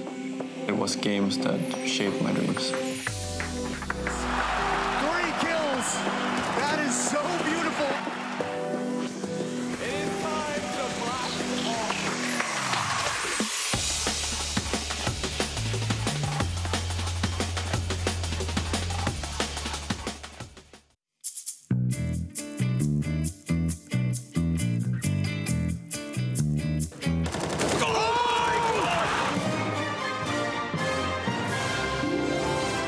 Oh, what a headshot! Fire in the hole! I'm Will Close, and welcome to Headshot, the show that hits the nail on the head, the cow with the banjo, and sprays bullets, well, just about everywhere.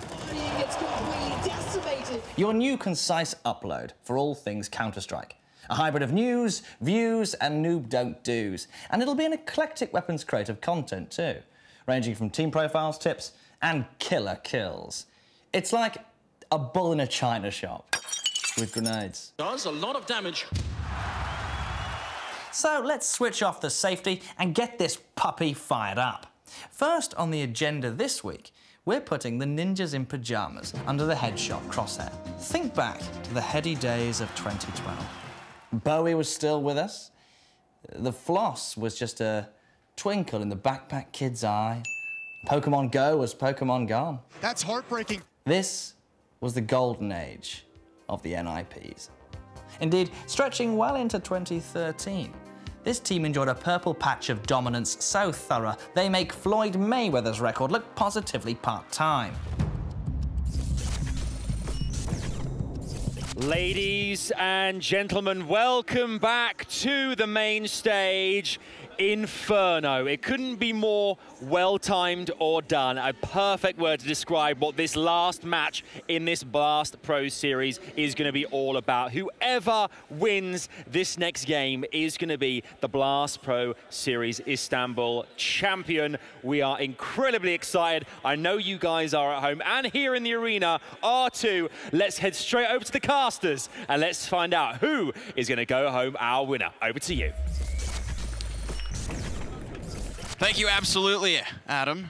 Oh man, Launders, I don't know if I've ever been this excited. Yeah. I mean, we have the map 3. We have what we'd hoped for in a grand finals. I mean, an Astralis that looked flawless throughout this entire event, never giving up even anything more than 11 rounds, and that happened once. And now we have it. They've lost their own map choice, leading us here. The grand finals map of grand finals map. It is Inferno. And I can't wait for things to get hot. No, there's never been a place for two teams to do battle that's more iconic than this map right here. And what a great way to end it. I feel like this is probably going to be the most competitive map. And Overpass is not a map they should have won. MiBR, only the core of MiBR only beating Astralis October 1st, 2016, the last time it's been they're forever. able to do it. That is an unbelievable amount of time. Let's see if they can do it a second time tonight. Because in doing so, they again would defend that Blast championship they currently hold on to. Jacket's coming off, Connor. Oh, all right, let's do it. Let's do it. He's standing, folks. That's how you know it's real. Utility looking good for Astralis still. Double smoke grenade. No kit. Utility looks even better for MiBR. And nothing's been forced out of their control. I mean, we've seen nothing from Astralis. I don't even know if their bodies have been spotted. Yeah, look at the tension now between the offense and defense. dupreeh gonna jump right into it. The boy band of players standing in the hallway, ready to triple peek.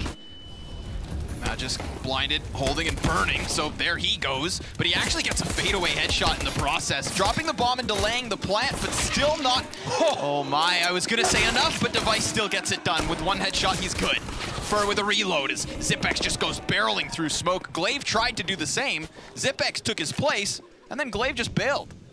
Yeah, he's calling it early, it feels like. I don't think that he's gonna go for the big wraparound, or is he? He's making his way down Banana now. The bomb hasn't been planted, so obviously there's going to be the seed planted in his mind that maybe there's a chance here, but I think he would have sold himself a bill of goods if he tried at this point. So now he's actually just going to call it, and you could see like the decisiveness in those unwinnable situations. Just call it quits. Take the CZ into the next round. Try to knock down an SMG. It's worth way more money, and don't try to win a retake versus 3 players with 5 bullets and a CZ.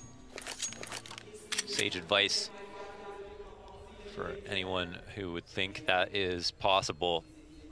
And MiBR with a clean exit. And dupreeh looked like he was going to wide swing, at least get 1 frag, but MiBR were so incredibly ready for that. And it's, again, pistol rounds. It's been touted on the desk time and time again, how important they are. And this is one of 2 last remaining. That could potentially do it. It counted for them on the second half of Overpass to help them bring them back. I mean, there's no way in, you know, there's just no way without it. Looked like Device even could have actually shut down that pistol play. I mean, I was amazed he even got enough time to hide behind the box, but it's when he peeked back up that the Glock ripped his hair off and did lead to this, a T-side pistol round of all things. Heavy, strong utility. Astralis still capable of the upsets in this one. Anytime Astralis has grenades, I wait before I speak. And people talk about the grenades constantly. Now on Inferno, on Banana, it's a lot about the multiple ways that they use them for different portions of the map. A little bit of damage dealt as they know that MiBR have started to encroach upon Car and maybe even towards the choke point, but they got away clean. 20 health, 25 health between 2 players. It's nothing to scoff at, especially with how dangerous Astralis are with pistols, but it could be worse for sure. So now they're going to take that and reset. Still no info on what site might be stacked. It's always the outstanding fear on Inferno to try and figure that out without risking too many people. Now this is when the smokes come into play, right? Yeah. You start burning away from the clock. I mean, we've got 45 seconds left, and dupreeh and Device still hang on to those pieces of utility. Oh, have they actually cycled back players to refresh the smokes? They've got 1 more, which means at the 20-second mark they could throw another. Oh man, he's got the CZ just out in time. He's blind, but regardless, he's dropped bomb. 30 seconds. How many times have we already seen MiBR fall short because of time? This cannot be one of them, but it is looking good. Device and Zipex with kills on the sidearms. Cold's gonna try to bail them out. 15 seconds and 4 opponents still to find. Now it's down to this. It has happened yet again. Coldzera just simply does not have the time to win this round. He'll try to fade away, but he doesn't even survive. Astralis with an upset again.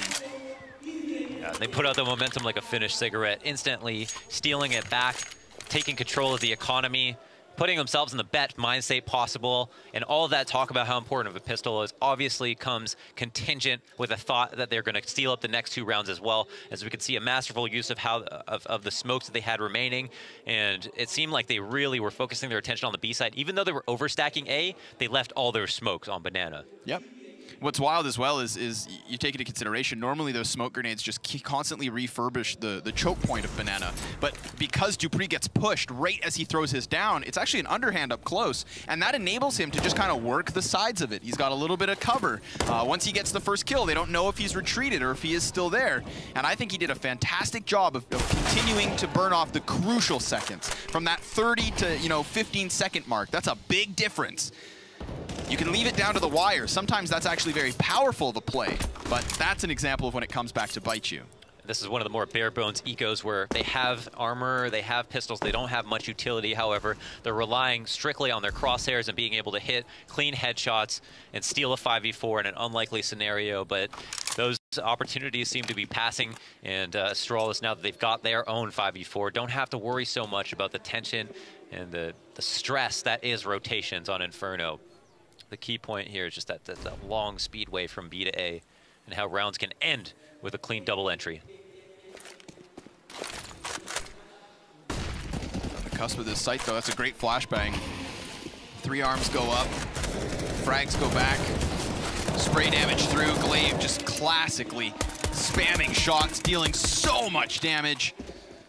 And therefore, this round has pretty much come to a close before they even get close.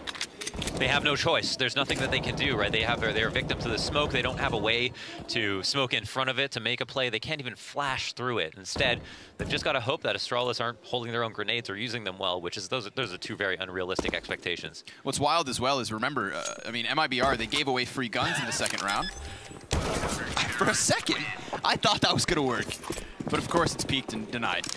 Galil and 2 AKs are actually, of course, the product of MiBR losing that second round. So it wasn't even SMGs handed over. We're talking straight legitimate rifles. And because of that, even once we get to the gun rounds, they never have to upgrade. I mean, maybe you chuck the Galil to the wayside if you want to include an AWP for device, and then you trade him for a ZEM4. But this just sets up the economy of Astralis very early on. Yeah.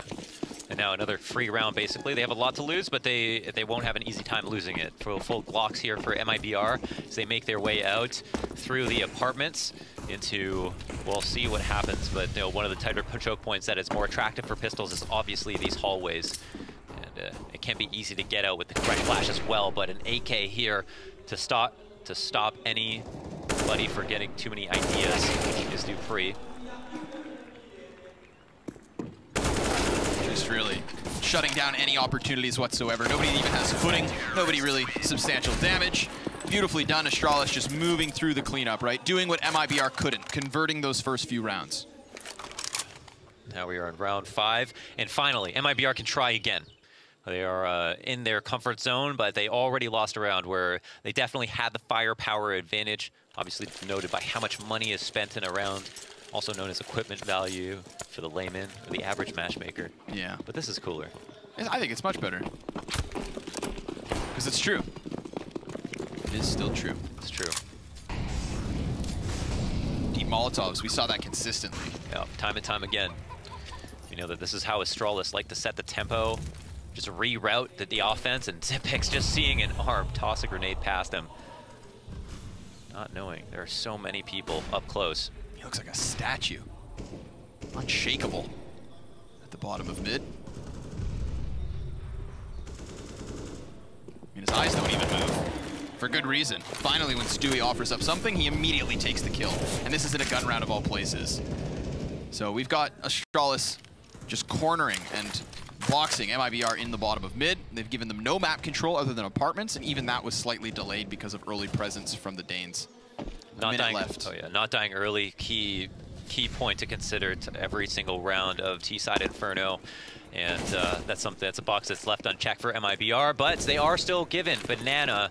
It doesn't seem like there are going to be any more surprise grenades to come and stop them from coming up any farther. This Molotov to feign an attack on B, leaving some utility behind, weakening their attack on A, but at least they've pulled one rotation in a site that would almost always have 4 with the correct information. Coldzera then hits a crucial shot as well. That's a big one. It's still going to leave this defense inside of the site, and Magis with a good angle using the bicycle to just get his head over the wall. 20 seconds left again. This is a high-octane situation, big pressured moment, and they're not making any further progress.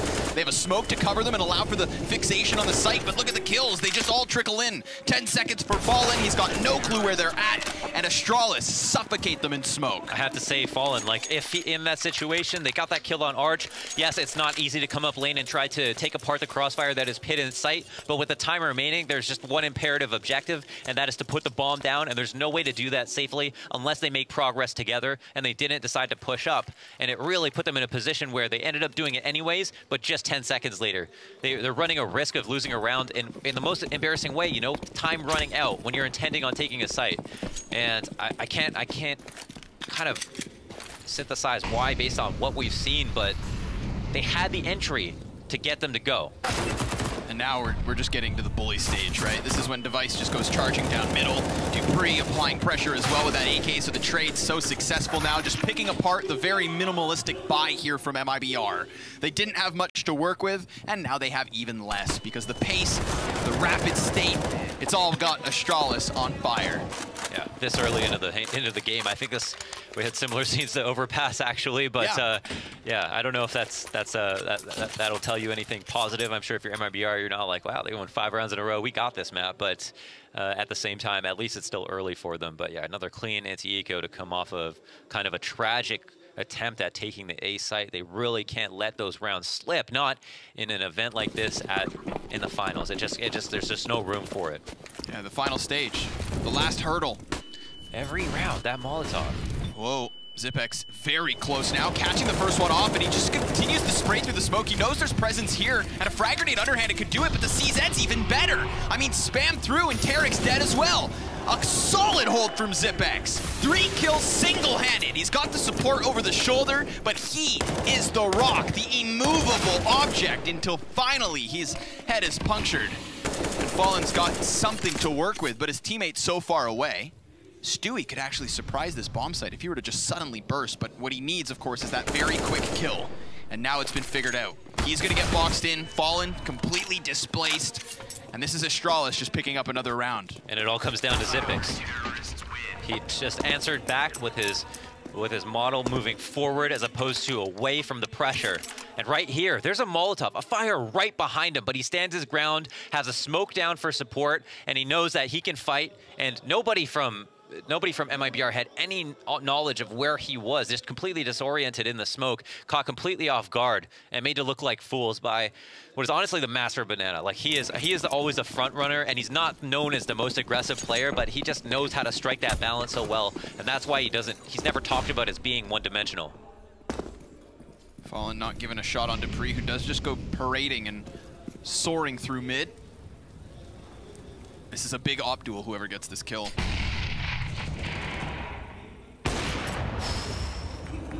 I've seen Device hold that angle for 40 seconds to see nothing and then fall back. It's very rare that he'll finally take that last step. And now that he's regretted it, we probably won't see it for another 3 years.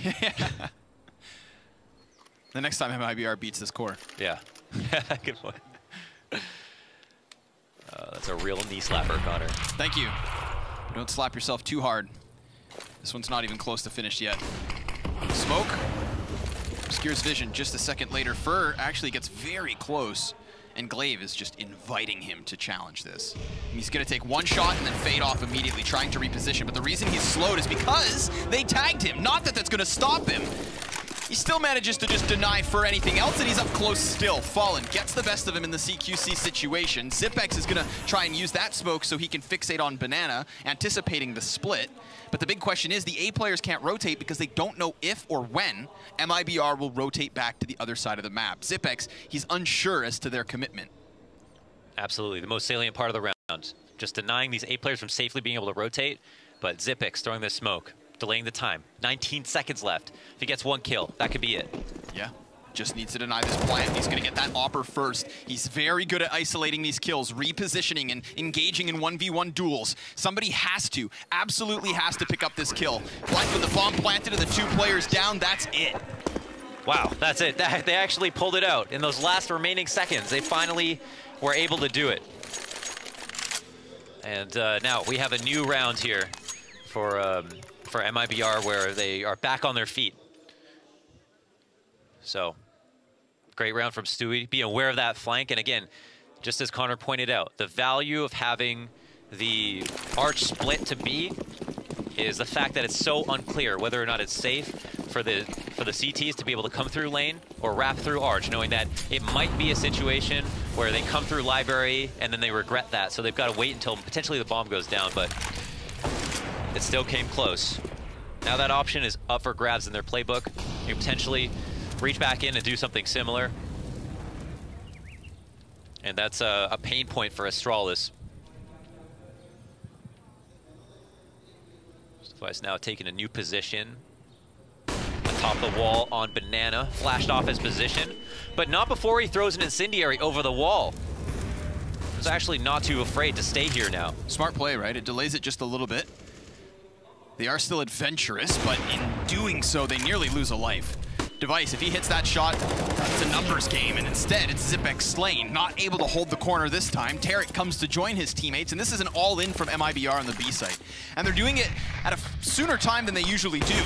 Whoa, Device goes to the top of the coffin's fully exposed. Glaive's gonna get flashed straight into the face of Stewie, and these kills are coming in so quickly. So rapid was that run in here from MiBR, and the attempt from Astralis was to just make things confusing. And instead, they're all dead. Yeah, and honestly, you want to fight fire with fire, MiBR are happy to play that game, right? If you want aggressive entries, or you want to be aggressive on the defense, they're going to get in your face. They're going to be happy to take that fight. And we do see a couple of players in the red because they were dinked. You know, this is a situation where the AKs on the entry overpowered the M4s simply because of the more damage per bullet. Now, it's put MiBR in a very powerful position, however, even though they are down 3 rounds after this. Astralis don't have much money left over. And although they are able to, oh, you know what? I might be mistaken. It seems like on top of these 2 rifles, they have actually built up quite a bank. So even after losing that round, because they had such a clean 6 rounds, they're still going to be able to buy for maybe another 2 rounds. Excuse me. Dupree also coming away with that kill. I thought they were something close to depleted, but I was mistaken. So at the very least, MiBR having this much money left over is going to help them. You know, it's going to help everybody, okay? We're going to be able to see more rifle rounds, which is always nice. No one wants to see rifles versus ecos, whichever way it is. And in terms of mounting a comeback, MiBR definitely have more chances in this half now. Look at that, almost 90 ADR across the board for Astralis. That's pretty unbelievable.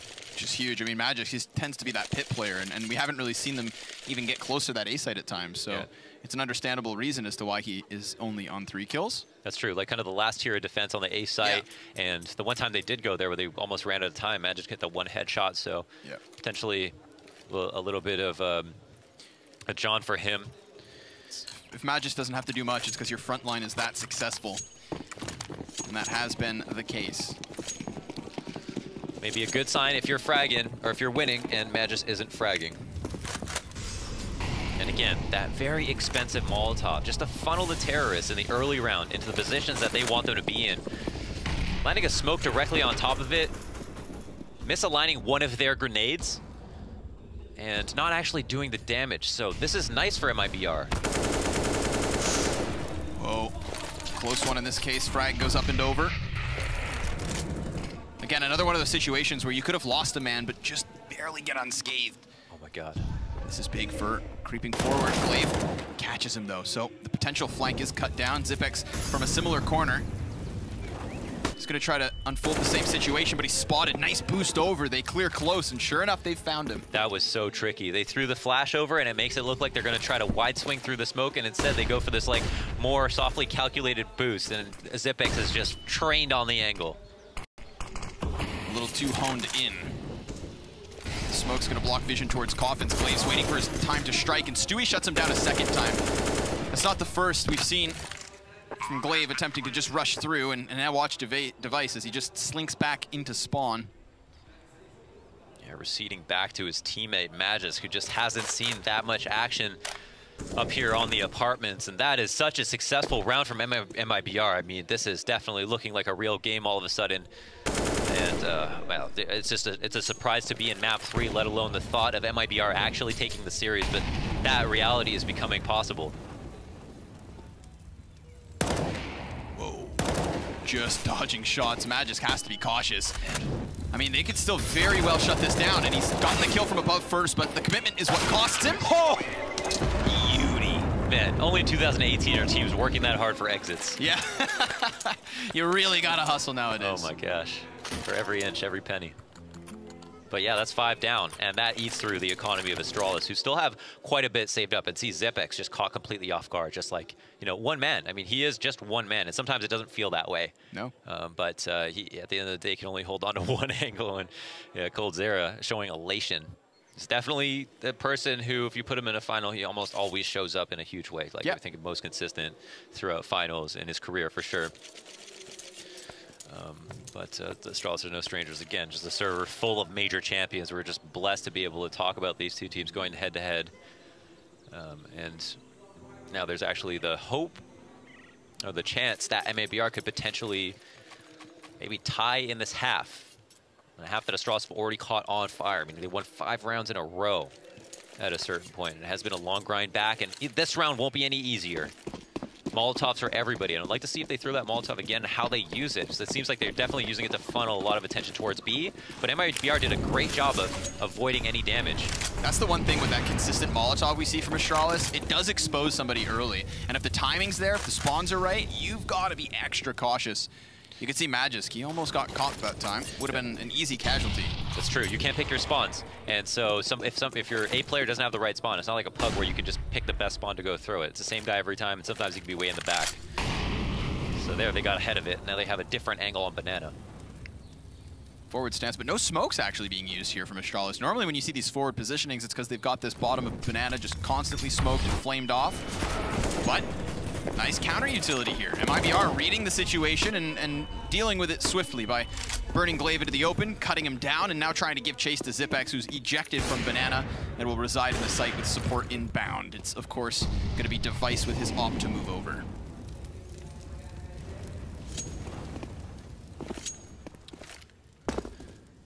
Now Stewie setting up for a very light fake. You know, if this even holds someone for 3-4 seconds on B, that's a win. For 300 bucks, they'll take that every day. In this situation, 2 on A, that's going to be a hard site to hold. Especially with these positions, I mean, they're just so exposed. They're so in the open. And now they're actually going to walk forward here. So trying to catch the T's off guard with the shadow. That's a shadow angle that he's not anticipating a second player from, but still successful in killing the first and putting this in a 3v1.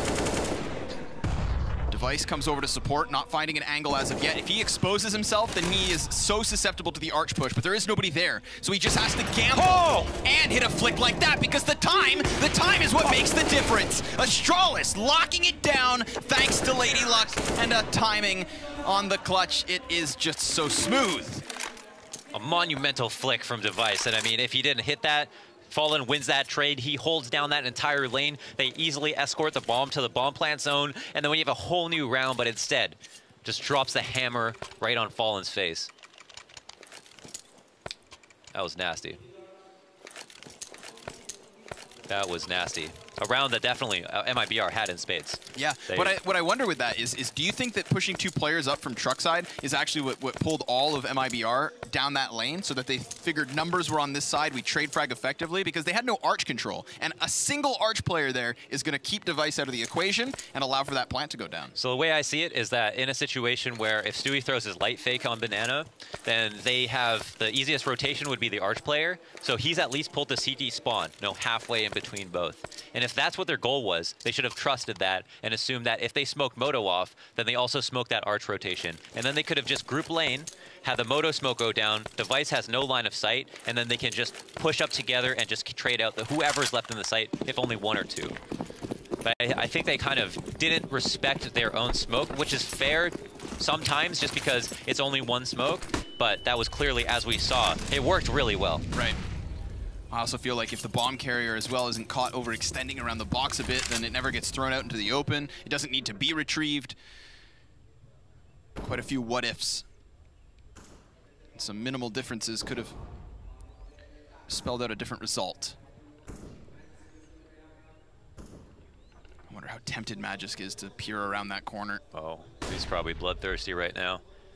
Tomato Man's yet to come into full force. Oh, don't give him a shoulder. Because he'll peg it through the chest.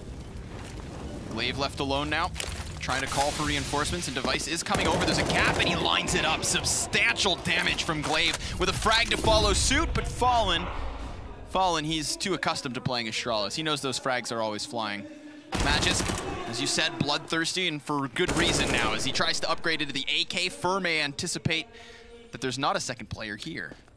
Actually played the buddy system really well, and Glaive was really patient, even hits the head, but it's not enough. coldzera is totally ready. Dupree, though, to come back and try to answer with his own frag, leaving coldzera alone. Red HP has the bomb and a sight, but does he know that? Does he know the rotation hasn't come out quite yet?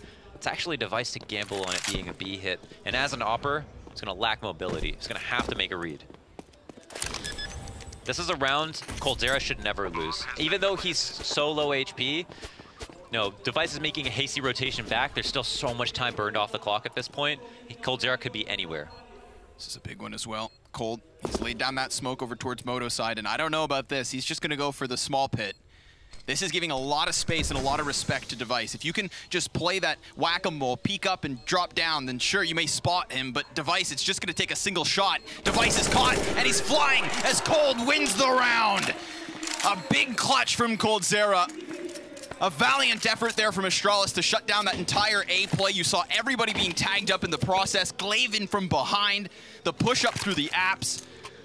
But it takes more than that to stop coldzera. Yeah, they were constantly a nuisance in this round. Like, as we can see, dupreeh playing the buddy system with Magis coming up late to kill Fur, and then getting extra damage here, even taking down Fallen. coldzera just barely getting that kill by the skin of his teeth. Such low HP, could have been a victim of a spray transfer. We wouldn't even seen that round being won. But now, we have a round MiBR actually were able to win against all odds. And Astralis still look fearsome as ever. And that was the importance of the previous round. Again, can't be understated. Look at the result. CZ's pistols, a couple of bits of utility is all that's afforded here from Astralis. And MiBR are still fighting valiantly to get themselves a lead on this first half. It's possible. It's not perfect. And they're already man down, but it's starting to come back their way. And with plenty of time left over, they don't have to expedite the process. Yeah.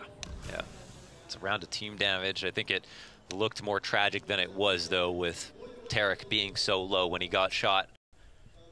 But at the end of the day, it's a man down. And now dupreeh, been spotted. Blue guy on the corner. They fall back, and MiBR start to consider constricting around the A site. The problem is they cannot get too thinned out.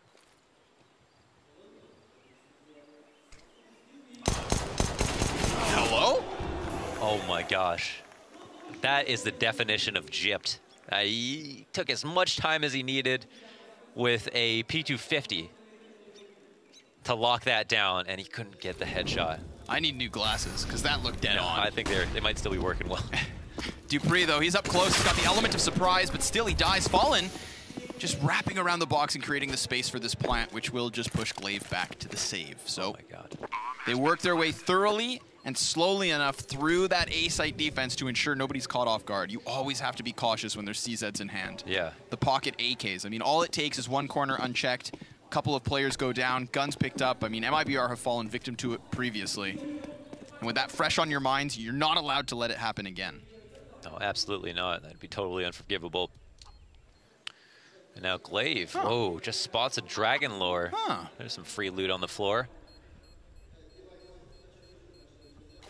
And he is up and out of there. I wonder if MiBR were aware of what was there. However, they are taking the more standard route out of the halls, and Glaive finds his frag, lets him know that he is wielding the big gold gun. And he keeps it. Moves the Dragon forward. And that goes to Device, who actually has a very nice spawn. Not the ultimate, and this is just kind of sad. I think he was down to 15 HP from Magis, who actually dinked him with the CZ before he was killed. But it's always important to see how it happens. As you alluded to, that spawn for Device was really good for potential mid-peak, but when you're the only weapon in the round for Astralis, I think maybe you decide not to get overzealous. Yeah, fair point.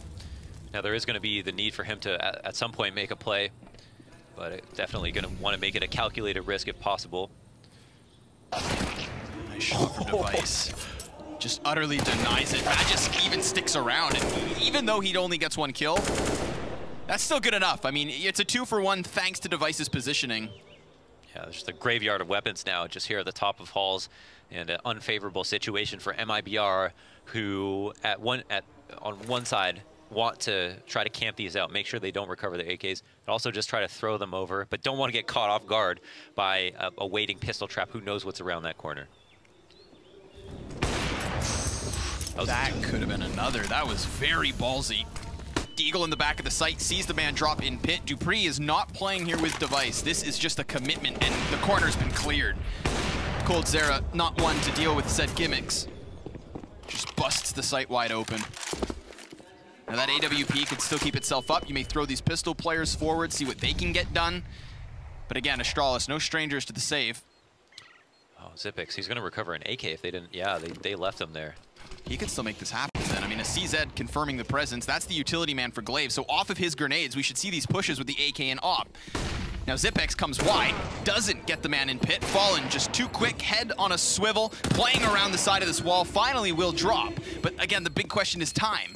I mean, that is the most significant issue. Oh, so he can wait in pit. They're just gonna go for the kills at this point. Bomb's either gonna blow them up, or the CTs pick up their frags. But regardless of the kills, it is, of course, Astralis giving up the round, tied at 7. Yeah, Glaive actually stayed alive, even though coldzera did almost 60 damage, it felt like, in the back of pit. So recovering that off for the last round is imperative. And yeah, they could have gotten tricky for sure. But after that, all these shenanigans, and Hall's that amazing flick, by the way, just an obtuse flick up to the corner of his screen after turning his attention away. Magisk gets traded out 1-for-1, and the frustration on the face of dupreeh, for good reason, is it's literally just the last potentially 15 rounds of this entire tournament. This is blowing my mind. Remember, Astralis, they won 6 in a row. That 7th round, you know, that one comes about, I believe, at the 11th, and it was instantly reset. So the economy always played against them. MiBR have contained them in that regards, just out-buying and out-fragging at this point. We said, that 8th round, it's still MiBR's to take. You assumed that at a 6-1 scoreline, Astralis would at least walk away with majority of rounds. But man, what a turnaround. Yeah. A huge comeback. A lot of attention has been on Halls in this half. It has been paramount to MiBR's success. Oh, and Device offered up just a sliver of hope. Maybe if there was another 10 milliseconds, that player was on his screen, he might have clicked. Wouldn't have put it past him to hit it either. But it seems like it's action time, Connor. Maybe they'll delay just a bit more here, Mohan, because the smokes would not facilitate the push. Don't stand up just yet. Still continuous utility usage. Still enough on Astralis as well to really obscure this execution. It's the advantage to MiBR on the nades. The wall is up. A flurry of smokes have gone over the rooftops, blanketing A in cover, but not dealing with the players who still stand here. It is a heavy defense presence. The flashbangs look good, but the entry is denied. dupreeh comes in from the corner and Magisk from the pit. Astralis will keep majority of these rounds. They nab themselves an 8th. Man, that box is a place where a lot of players end up. dupreeh is one of the most consistent, though, to do it. That was such an unreal spray transfer and a great round overall from Magisk, the man that we talked about, just not having a lot of action here, but that's it. Just a sweeping spray into the face of Stewie 2K, and Magisk, his teammate in the crossfire, delivering on the goods. That's it, the tightest half you could ask for. Last map of the tournament, last half of the tournament. The final 15. Victories are within reach, and Astralis don't feel comfortable. We've got the reigning major champions and the returning Blast champions here. This tournament was a given. Yep. 15 rounds, let's go. Smoking kit for Fallen, 4-man bracket defense from MiBR. This looks to me like a read. They've got the 2-2. Looking for the pincer move, and Fur is actually here as to bait his teammate to wait in the smoke if they decided to jump through it. Fallen gets his head clapped. That's a quick snap on the snout. Oh, they haven't rotated. No, they just stayed. Feel as though, again, right into something here. But the problem with this positioning is that it opens up balcony entirely. I mean, that is wide open. And they've lost a player on Arch. Now, these 2 porch defenders become so susceptible if that mid-man doesn't go down. But now that he has, the CTs can try and lock off this cross. With bomb thrown out into the open, things get tricky. We've got a man advantage for MiBR, looking to cut back this lead. And 45 seconds for Astralis to try and wiggle their way out of pit. They have to worry about Fallen, but Fallen has to worry about them, because remember, he was gushed from the B site, so that rotator's weak. But what's not weak is this man up in Apps who's been spotted. Xyp9x knows. And so he's gonna plant in a safe corner. Coldzera's gonna come peeking wide, and the man in pit is safe. Device rails him with a perfect headshot onto Tarek. That's crucial. Now they have information. It's Fallen tag from the B site as a rotator, and whoever's up here in apps, who just comes flying outwards. Coldzera actually manages to get his feet on the ground. Now Fallen's dealt with swiftly. They have Cold in a pickle, a pinch, and he's got no way out of it other than superb accuracy. 6 shots in the mag, and none of them will land. It is MiBR to lose this pistol. Oh, that was an unbelievable recovery from Astralis, man. That 2v3, they had nothing going for them. They had to come out of pit to get the bomb. Fallen played it as patiently as he possibly could, and they had that big flank coming out with Tarek consistently being a nuisance, but not even dying. They delayed for the longest amount of time possible, and Astralis still snuck onto the site, put the bomb down in good cover, and were able to defend and hit all their shots in the 2-on-3. That was amazing from Astralis. That's not a round that you have any chance of winning most of the time. Like, that is a great recovery. Magisk obviously elated with the importance of a pistol. A stark difference here is the second round from Astralis features 5 SMGs. Remember that when MiBR flubbed their second round in the first half, they gave over a Galil and 2 Kalashnikovs. So very different hardware here for Astralis. I think they're just as susceptible to the potential force buy win, seeing as MiBR are well equipped and obviously well skilled. But if they do manage to lose this, it's not as though they're giving over the biggest of guns. So less to lose, but still so much to gain. The money, the conversion rounds early, the double digits so quickly secured. I mean, Astralis, they've actually given up close halves to multiple teams now.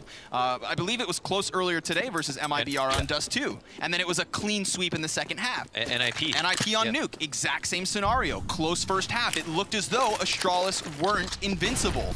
But it's all false confidence and superb second halves. So let's see if this is a third example of that.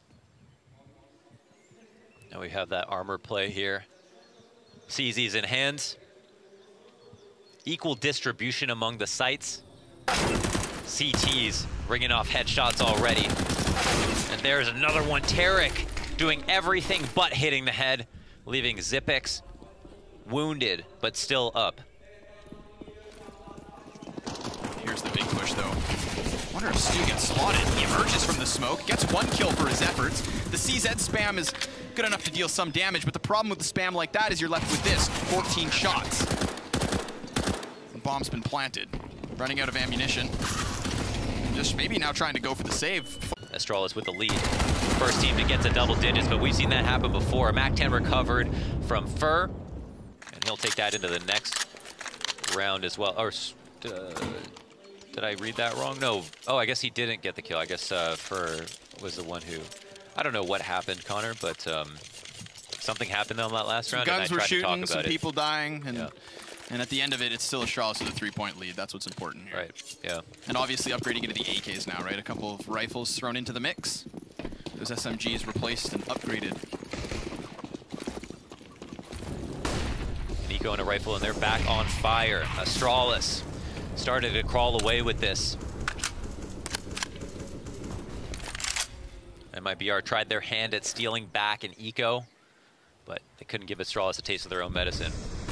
Of course, remember that it was a 6-1 scoreline at the start of this game for Astralis, so strong starts don't transition into lopsided halves. MiBR, when turned into a caged beast, can sometimes get rabid. And I'd love to see it come out now. Show the teeth, release the claws. Start ripping these Danes limb from limb.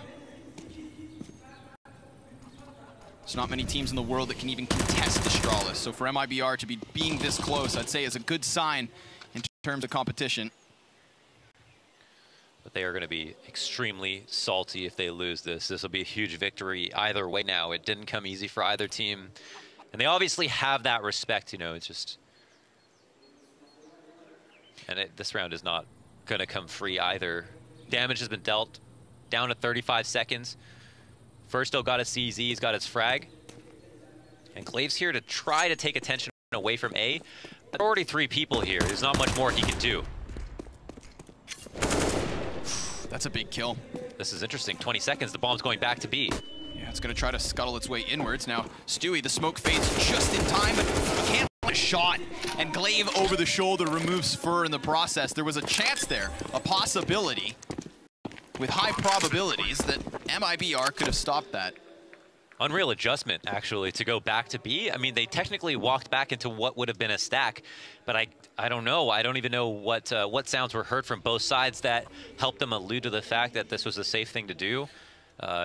Whether it be MiBR giving up on the stack or Astralis coming right back thinking that maybe they'll leave. I don't think Glaive heard them rotate, but I guess his presence was just enough.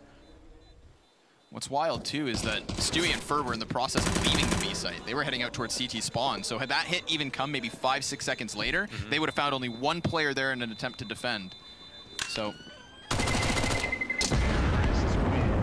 lucky to have still been near.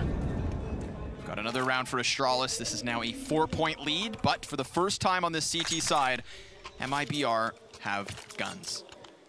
Yeah, they take this rifle. They're back on fire. Stewie 2K has only got to defend with just a FAMAS.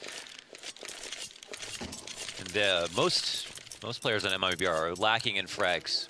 You know, in a situation on CT side where they will be dispersed. It'll be Summit A, Summit B, some on Arch specifically, lots on Boiler. Who knows? Everybody's got to contribute. No weak links can be afforded here. Wow, what a push from Fallen. Trying to lead by example as he just flies around the corner of Banana. Device happy to go toe-to-toe. Wants even more so of a duel, but it is MiBR to fall back here. Again, it's important for all individuals to step up on Inferno because you are spread, but it's also very important for everyone to have grenades. Utility so crucial on a map like this.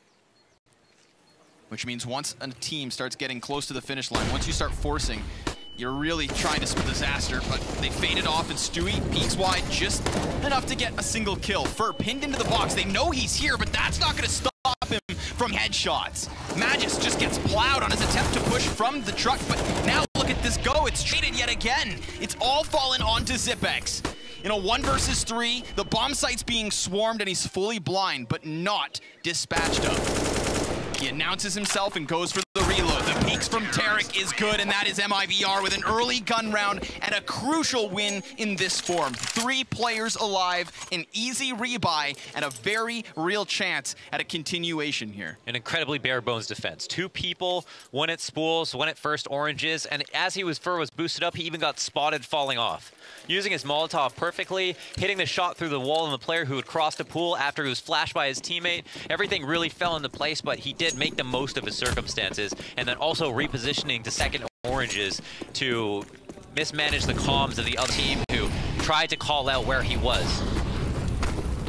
3, 4 Molotovs now just being thrown every which way towards Banana. Again, that utility usage is so key in exerting early control. We have Device on the other side, the front runner for this B offensive. Oh, what a flick. Device just sticks it to Fallen. Stewie retreats into the bomb site. He has no support from Fur. He has to single-handedly hold it down. And he does deal substantial damage. That's something for them to be proud of. Something for MiBR to work with, but this is a save. This is the kind of clean execution and just smooth push into a bomb site that gets Astralis around. That was such a disgusting flick from Device, and it obviously wasn't even with an op this time. It was on and off of Fallen. Didn't even have time to click, let alone react or even try to flick. And if they could do that again, obviously, that would be something special. I think one thing to note, you know, for people who aren't used to Astralis' Inferno is one thing that's special is just how often Zipex is playing at the sandbags in front of the smoke. That's like one of those things that you can't really teach someone to do, because they also, besides learning like all these different scenarios where you have to think on the fly, you've also got to put yourself in a high pressure situation to like frag out constantly. And most teams don't have that. Most teams are not going to risk doing that. I mean, just alone the amount of nade damage that you'll have to take playing that position. Yeah, there's just so much improvisation. Third time's the charm, buddy. Give it the college try. And yeah, there's just so much of that involved. That takes a very special person to be able to do it.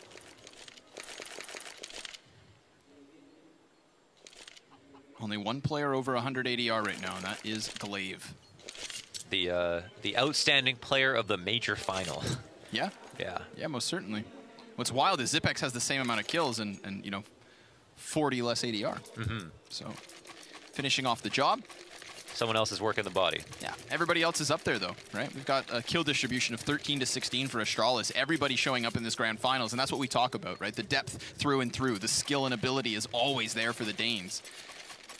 And while it's never, I'd say, appropriate to call out individual performances, that's just not the case for MiBR. They're finding weaknesses. Yeah. And Astralis are exploiting them. If the comeback happens, we'll definitely see all of those stats pick up. Exactly.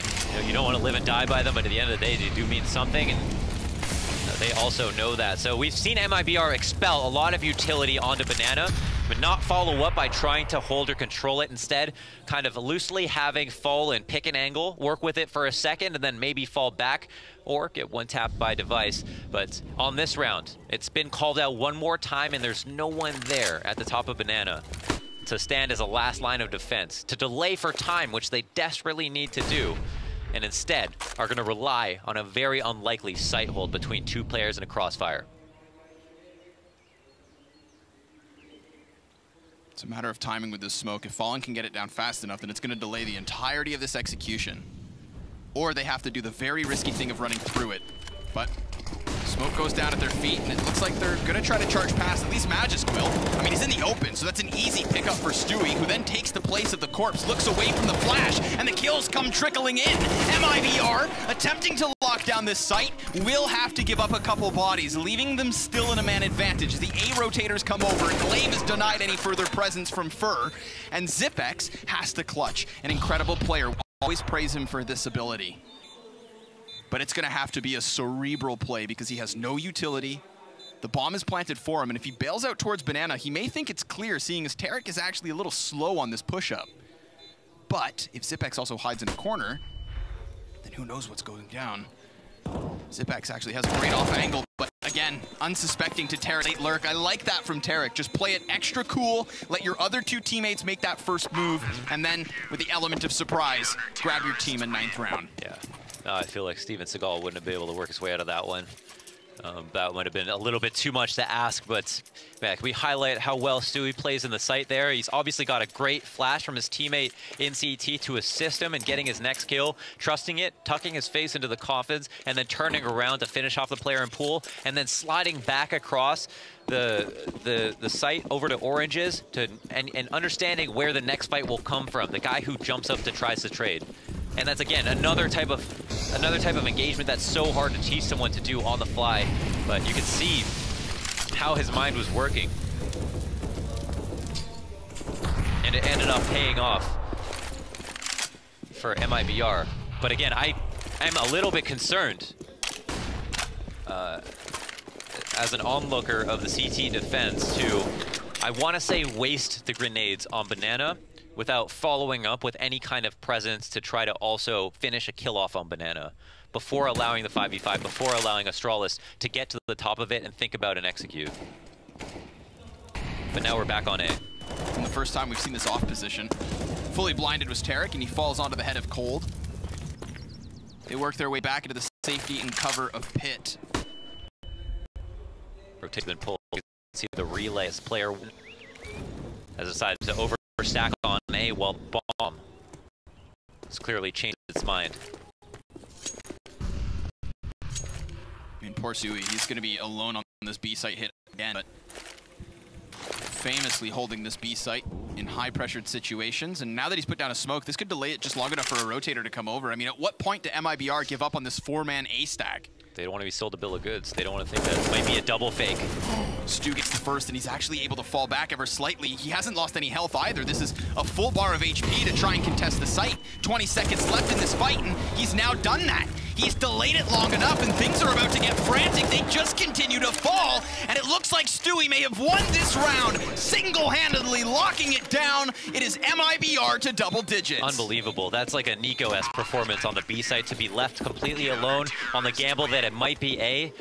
Just left destitute by all of his teammates, stacking the site, even the op leaving him and going over towards A in the hands of Fallen, and still he comes up with the 3 frags at the end of the day. I mean, this is the only way that they win this. This is the only way that MiBR get to double digits this early. Complete monster. And that's not the first time that he does that, right? Think back. Boston E-League Major Championships, and who's sitting in the back of the B site just being a thorn in their side. Yeah. Officially renamed. Yeah. Now look at the result of this, the deco. A couple of CZs, Magisk, a barbecue and banana.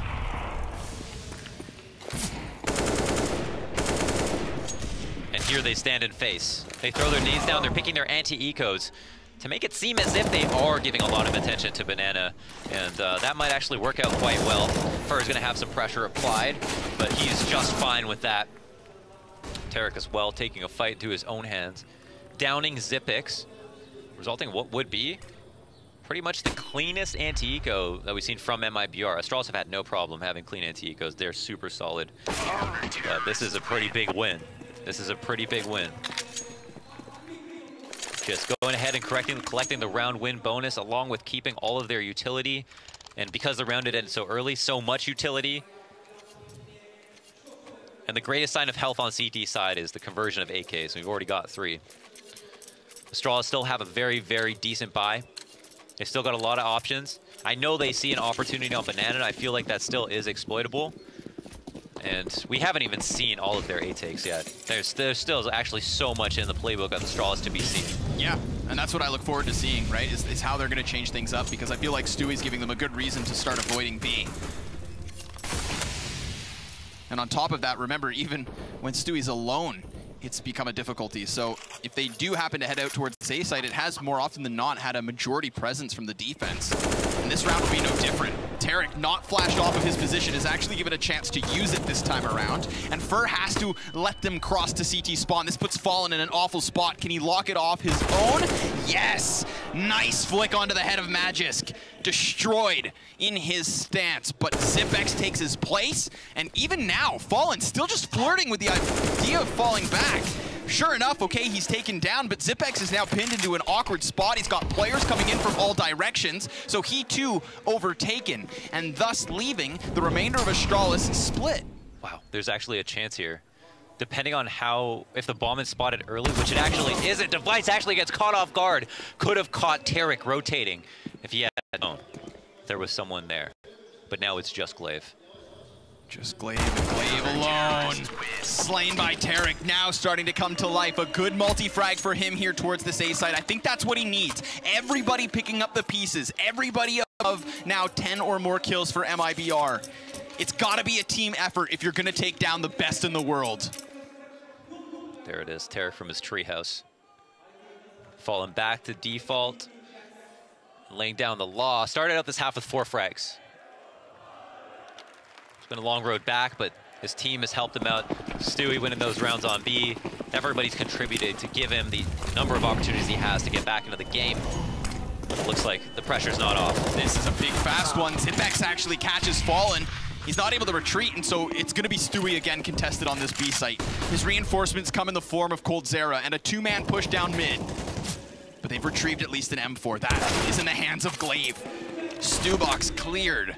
Xyp9x has been the difference maker here. His absolute and utter aggression. That's not something you look from him, but now another! Magisk with a sidearm, and it is Astralis through and through. Oh my god. What a round from Astralis. Fallen has gotten killed once again at that corner. This time to a CZ. The explosivity of Astralis is just at an all-time high at the moment. And clearly here, Xyp9x has a bone to pick, letting them know that this is his. Doesn't matter what side it is, what side it is. Such a rapid pace. I mean, even with the smokes down, that right there, that's a turning factor. If Astralis end up closing out this map based of that, it's because you cannot make mistakes. That's what we say. If MiBR are going to take a win over Astralis in a best of 3, everybody has to perform, and you have to minimize mistakes. But losing to CZ75s in the final 6 rounds of the 3rd map in a ground finals, that is just classic Astralis. Yeah, now we've got more reciprocity from the other team on the ADR score lines. There's just more of a Winamp equalizer here with the amount of different levels of damage that's been dealt from either side and all players. No players underperforming severely until the map is over. Then we can kind of reinvestigate. But at this point, as we keep saying, it's still anyone's game. Back to Banana. Not a lot of nades expelled by the CTs here, and I actually feel like these are pieces of utility they could have just saved for the execute. They have given up banana after throwing their Molotovs and then just falling back to the site. They have only delayed for an extra 5-10 seconds. Astralis have had no time or no problem executing with enough time remaining. Why not hold on to the Molotovs, potentially use them as the site players come in? We saw how valuable it was to Fur in that situation where he held from oranges. And so I like that they're keeping their options open here. Whoa, right through the smoke they go. Coldzera just waiting for that. Oh, but Magus with a killer headshot takes it back into the 4 versus 4. Remember, Bomb is lingering around this A site, as is the majority of MiBR. But blink, and you'll miss it because Bomb has headed back. With second guesses, they've left it. They've left it above the tunnel, and they're just going to play for a couple frags here. They do have a bit of time to try and soften up either site. Interesting. But for a team that's been doing so well in these executes, getting to the site with just enough time left over, this is dangerous. Clear indecision, but the rotate back is with conviction. Fallen is here to stay. And Dupree's out in the open. Perfect timing. That literally drops the bomb. And Stewie, once again from the back of the site, will be tested. He has 3 Ts inbound, 1 defender with him, and they have 15 seconds to deny this. Nobody's going for the peak, so nobody's able to plant this bomb. Stu drops, but Fallen stands. 8 seconds the difference as it is planted now, and Zipex denied. MiBR tie yet again. And the experience is finally starting to shine through here as they throw a late round fake towards A site, and Astralis ticking off all the boxes and trying to how to convince them. They waited time down. They threw the late Molotovs. They go back to B. And in the past, MiBR have gambled towards A. Here, they weren't going to fall for the fake one more time. They decided to stick around, and Fallen was the man to come back, who's had a hard time holding onto this site and comes through when it matters the most. And I love his timing there with that first kill, because when he peeks, it's not the first front runner from Astralis that actually goes down. It's the bomb carrier, who was second entry, who had just happened to walk around the corner. The first guy says it's clear. It's probably Stewie in the back of the site again. And sure enough, just as Dupree arrives, he takes an op shot to the chest, and MiBR take a round because of it. This is so quite sick. a match. Yeah, this is quite a match. Oh man, 13-13, tied up once again, round 27, folks. And everybody's got everything they want. I mean, it's like we're in OT, basically. We're gonna have the longest, best rounds possible, and the most action that you've ever seen. The Astralis are on the brink of a break economically. They were just hard reset with that retake. This is it. If they lose this round, the bank accounts are bottomed out. $1,900 is all they'll get for a loss, short of any kills they happen to take. It's good that it was calculated in the sense they get all their utility. This is the fullest of boss. Sure, no op included, but it's not like you need on the T side. They've been rifling just fine. Important to note, Astralis took no damage this round. You know, they did a great job avoiding it. Device just a little bit tagged, but that's it. Both teams have been great about that. This is another instance where they're just gonna throw the bomb back behind them. Talk about nade damage. Fun can't avoid it. Yeah, those are the offensive grenades too, much harder to hit. After showing their hand in the form of a couple frags, they have moved back entirely towards this A site. Look at Fallen. He's already taken the liberty of moving back through spawn. As you can see him in the buy zone now. Wants to take over Arch, where Fur has been consistent, Cold has been consistent, and now it's his turn. Arch side, not yet under pressure. It's looking like a complete and utter push truckling. First looking to flash and obscure this. 4 players blinded by that flashbang. 25 seconds left, and an off position from Tarek is not going to get kills, but it's still such crossfire. It is still a chokehold. MiBR attempting to defend Astralis, just punching straight through. Frag after frag's theirs, and it falls on Stu. Plant is in, and Stewie has arrived. It's not a good smoke. And the criminals, it doesn't spot the man towards Graveyard. That will be Glaive. It seems like he might know, and Dupree could easily trade this. Could and should.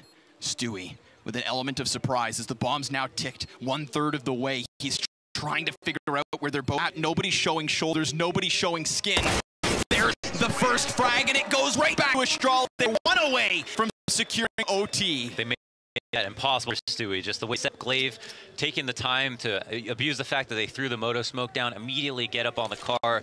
There's a crossfire where if Stewie activates and knows where both are, he still can't get more than one without a huge mistake from the other side. And so Astralis, again, showing us why they're so consistent. And that was a take where MiBR had the right read. They had 4 on A. They had 3 players dedicated to watching lane alone, and he still broke through.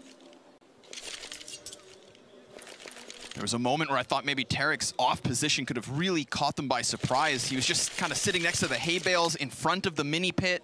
They all lined up. It was very jumbled. One of those moments where you can even see team kills at times because everybody in that close quarter situation is so frantic and so committed to gunfights. Honed in heads.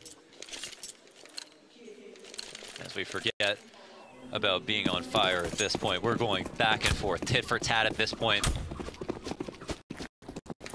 Every round means the world.